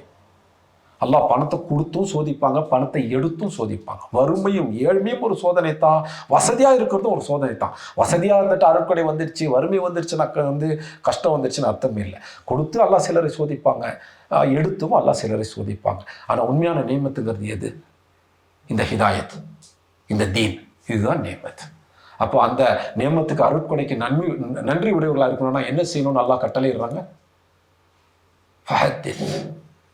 எந்த நேர்வழி உங்களுக்கு கிடைத்ததோ அதை நீங்கள் பிறருக்கு எடுத்து சொல்லுங்கள். அப்ப நம்முடைய கடமை என்ன?